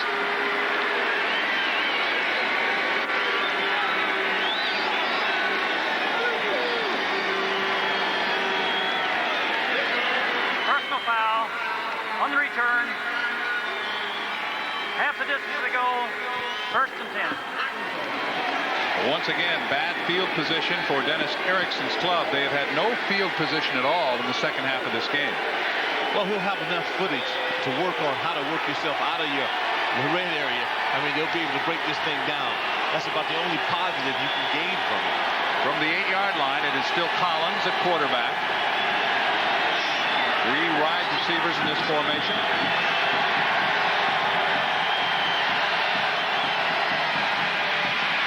Jones trying to get outside. Ridden down on the play by the combination of Thomas and Van Washington. We have seen plenty of flags here in Morgantown. As a matter of fact, 26 penalties have been accepted. 138 yards against Miami and 96 against West Virginia.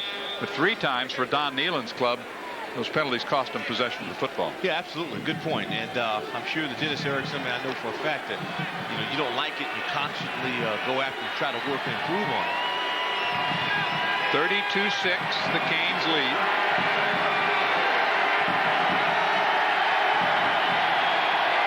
Trips left formation. Jones, 25, 30, 35 out to the 40-yard line before he's dragged down. That's Shipman. And Charles Emmanuel came up to make the tackle as Al Shipman took the handoff that time in there for Larry Jones. The 3rd tailback we've seen in the absence of Stewart this afternoon. Talked about big number 73, Ricky Perry, who's on the sideline with ice on the ankle, but in his absence, that offensive line still doing a pretty good job. Terrell Green has replaced him, and look at that run. Great hold, nice back, sticks it in there, and gets good yardage. Yeah. about a yard this time before Shipman is snowed under. Thomas and Hawkins teaming up, and those two names have been called a lot. This guy's huge with his pads off. He actually has his pads off, folks. Second down and 9 at the 41-yard line. He is huge. Remember, he's just a junior. He's from Carroll City High School in Miami. That's scary. That is scary. 6'7", listed at 310. Yeah, right. I'm just going by the listing. 10 minutes remaining in the game. Here comes Shipman the other way. Banged out as he gets to the 48-yard line. Shipman taking the hit as he goes out of bounds. Do a little bit of strutting. Aaron Beasley laying the lick on him. Hopefully to join us here on the Big East TV Network next week. Our noontime game not far from here. We'll be back up the road in Pittsburgh at Pitt Stadium as the Panthers try to salvage something from the season, taking on the Owls of Temple live at noon. All Big East action next week. Boston College, after that tie today, plays at Army, Virginia Tech, and Miami. That's a 3:30 start. Louisiana Tech here for homecoming, and as we said, Temple at Pittsburgh. Third down. First down for Shipman. Still on his feet, fighting for every inch that he can get. See exactly where they're spotted. Looks like it's going to be about the 43-yard line. That is plenty for another first down for the Hurricanes, who've decided to put it on the ground now. Well, Captain Green, again, we've talked a lot about 51, Tyrell Green, who has filled in right now at the tackle spot. He has started and played some guard, but Ricky Perry is out. And he's coming in and doing a real good job. And they're just, this is what they would do. James Stewart been here. I think you've seen a lot more of that today. Larry Jones has been in sparingly, has some good runs as well. Shipman, we've seen Ferguson back there in this one back offense. This is Jones again, trying to lean his way to the 40-yard line. J.T. Thomas makes another tackle. Down to the 41, a gain of 2. Second down and 8. Miami now beginning to work the clock and pile up some yardage. Well, this is what it takes. I mean, you got Tech next week. You start getting them stiff competition. You got to be able to let some air out of the tire. You do that by pounding the football.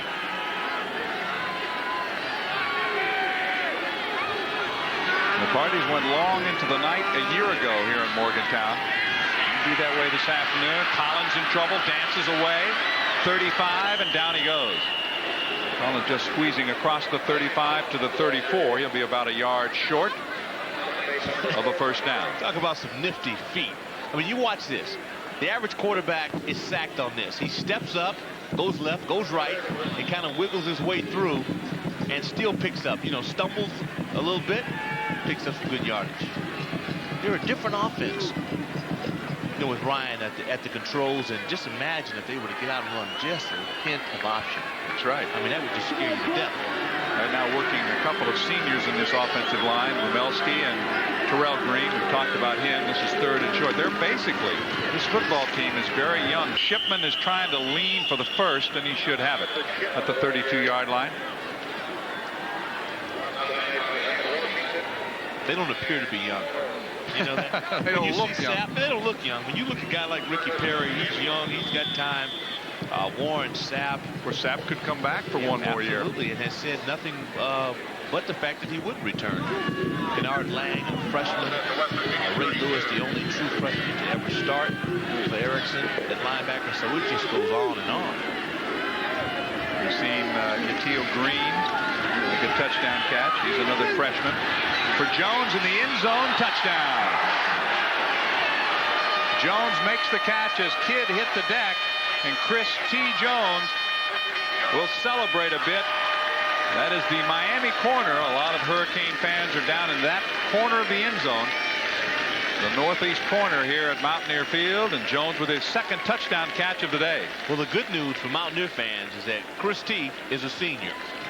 So you won't have to have that. You won't deal with this anymore. Once again, he just plays the ball well.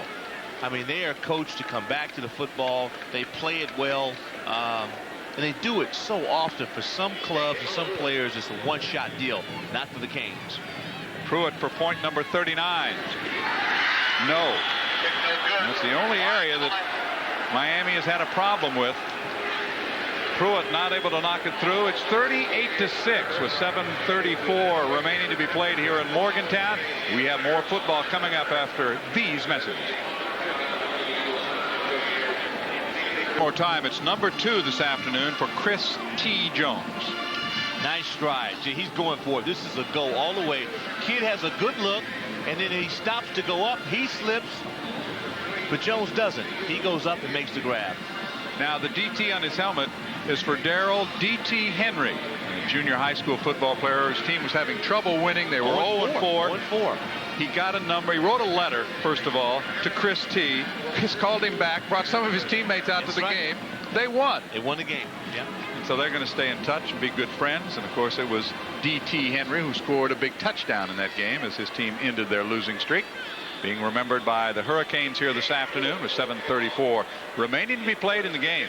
You know, neat part about it was that they didn't do it for publicity.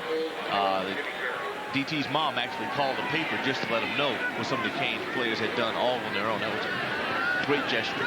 From the 8 of Vanderpool. Ridden down as he gets to the 20-yard line. Jeffrey Taylor made the tackle. Here's that scoring drive. 83 yards, 3:45 on the clock, and really the first drive, with the exception of the opener, that they employed the run. I mean, they got after it that time and really stuck on the ground for a while. And Miami has had no real field position at all in the second half, but they're able to march the length of the field. At the 25, a new quarterback, that's Eric Boykin from Dayton, Ohio, a transfer from Michigan.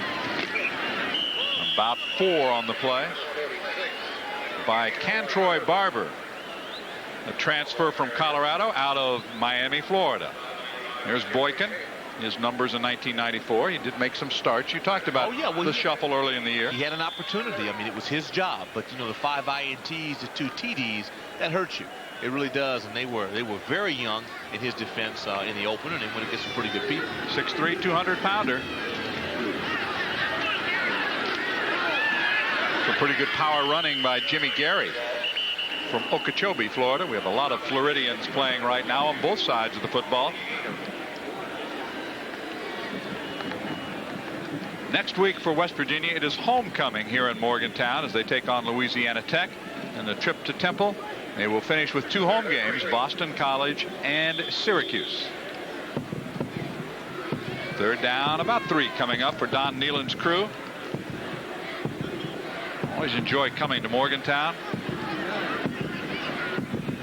The ears will be back. You can count on it. Boykin wrapped up and dropped for a loss that time by Booker Pickett, number 53.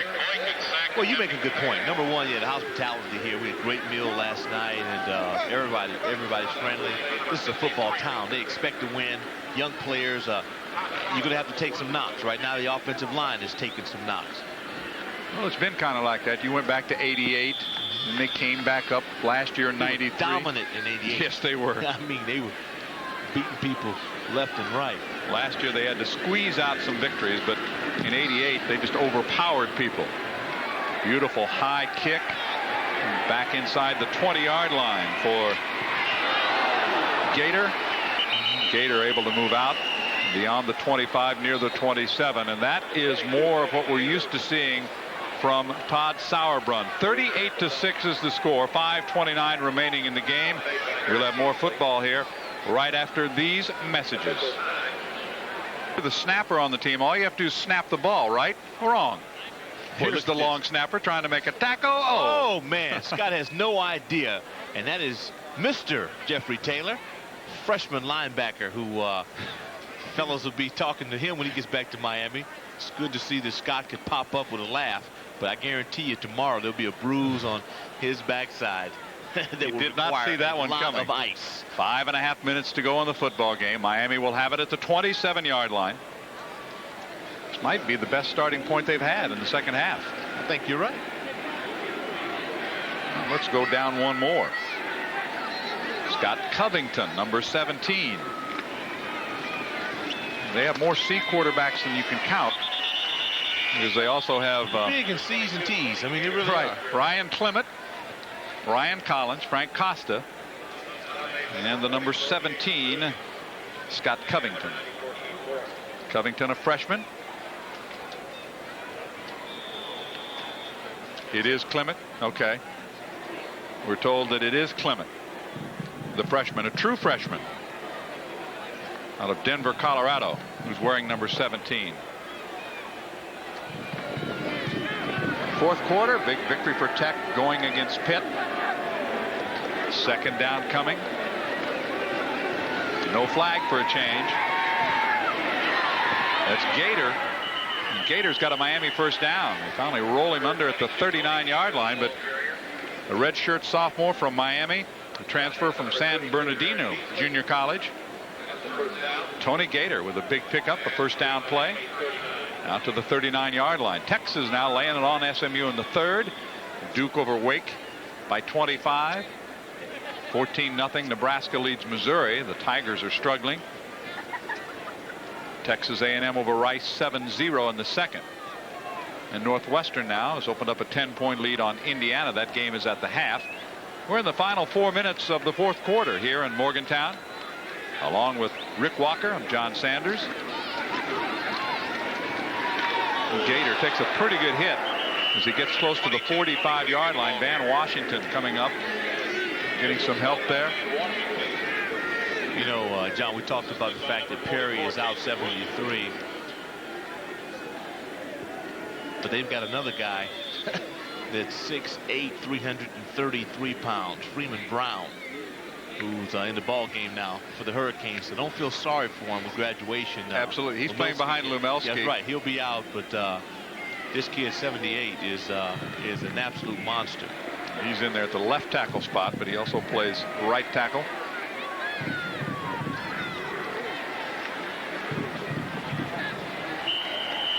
The pass and the catch made at the 48-yard line. Trent Jones making the reception. Another first down. There he is. He's listed at 333. So let's put him at about 350. And they are both from Carroll City High School in Miami. What do they feed them at Taft High School? Oh boy, I want to go through that cafeteria, through that line. Just one lunch line. I want to go through that lunch line. First down at the 48-yard line of West Virginia. The backups are finishing out the final 3 minutes and 20 seconds of this football game. Gator falls down in a heap. Leonard Mayweather, number 98, was there defensively. Play covered by number 98, Mayweather. And also Eldridge Williams. A lot of the backups getting some time in now. And the key to their offense is because they spread you out with a lot of 3 wide receivers and throw quick. If you get these monsters at tackle, I don't care who you're going up against, the speed rushers, they force you out wide and they give you some time. You just simply don't have enough time, to get to the quarterback. Second down 14 after the loss of 4. Gator on a draw play back to about the original line of scrimmage, maybe 5 yards before Frank Browning drops him. Frank, the former offensive player, he wears number 15.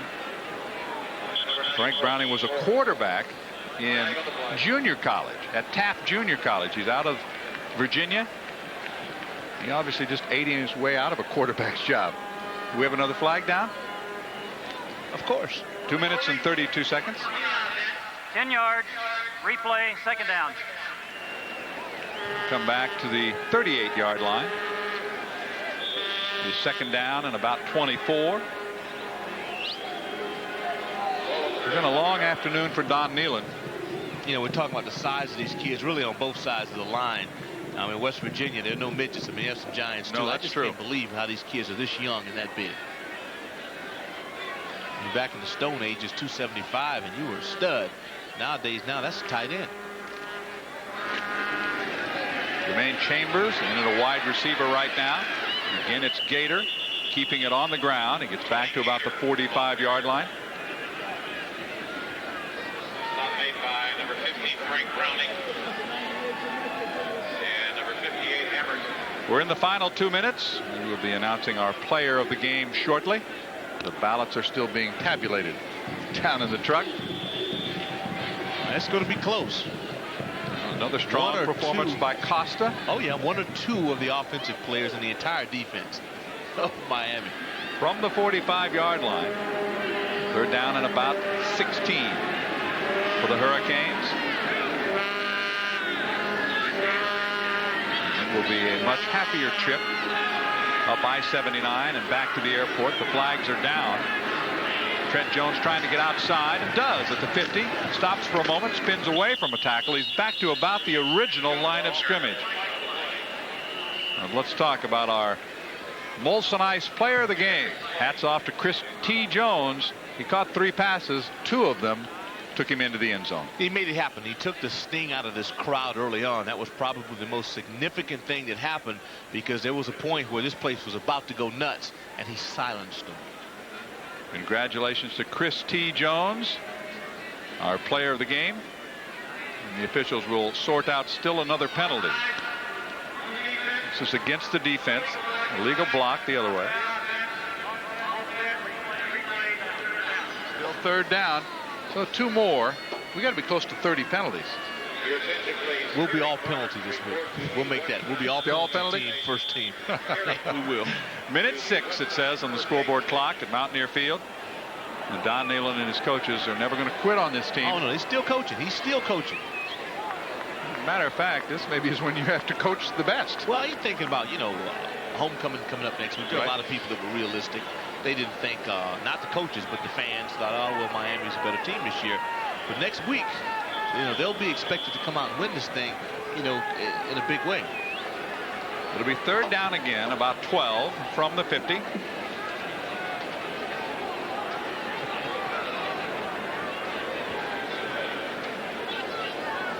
These guys have had more conversations than you can count this afternoon. It's been a roundtable discussion after almost every play. If what they called is correct, I think they have it right.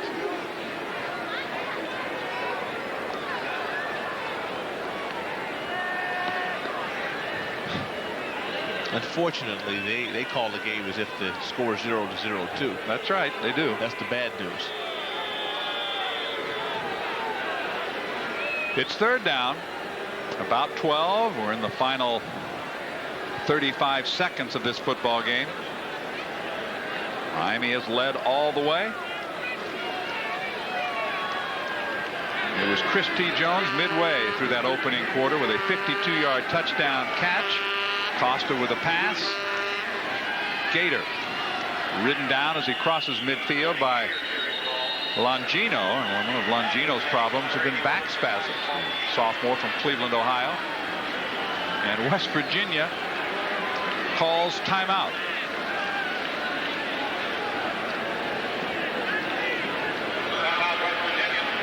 West Virginia calls time with 15 seconds to play.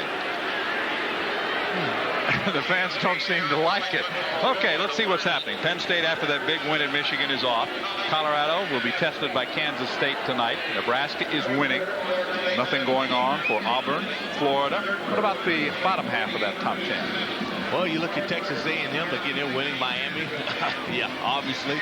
Alabama is amazing. There's an undefeated club we don't talk a lot about. Washington, dominant in Florida State, number 10 ranked team in the country. It seems weird to say that. It also seems a little weird, let's face it, that Notre Dame is not in the top 10. It certainly is. There's some definite changes this year in college football. Those shocking back-to-back losses that the Irish suffered. I mean, yeah, it is just a little weird. Second quarter, Nebraska 14, Missouri nothing. It's a 4th down play coming up.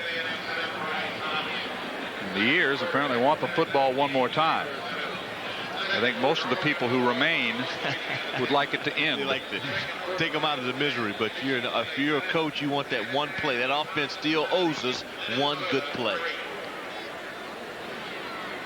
Well, if Miami did come looking for revenge, they've certainly gotten it here this afternoon.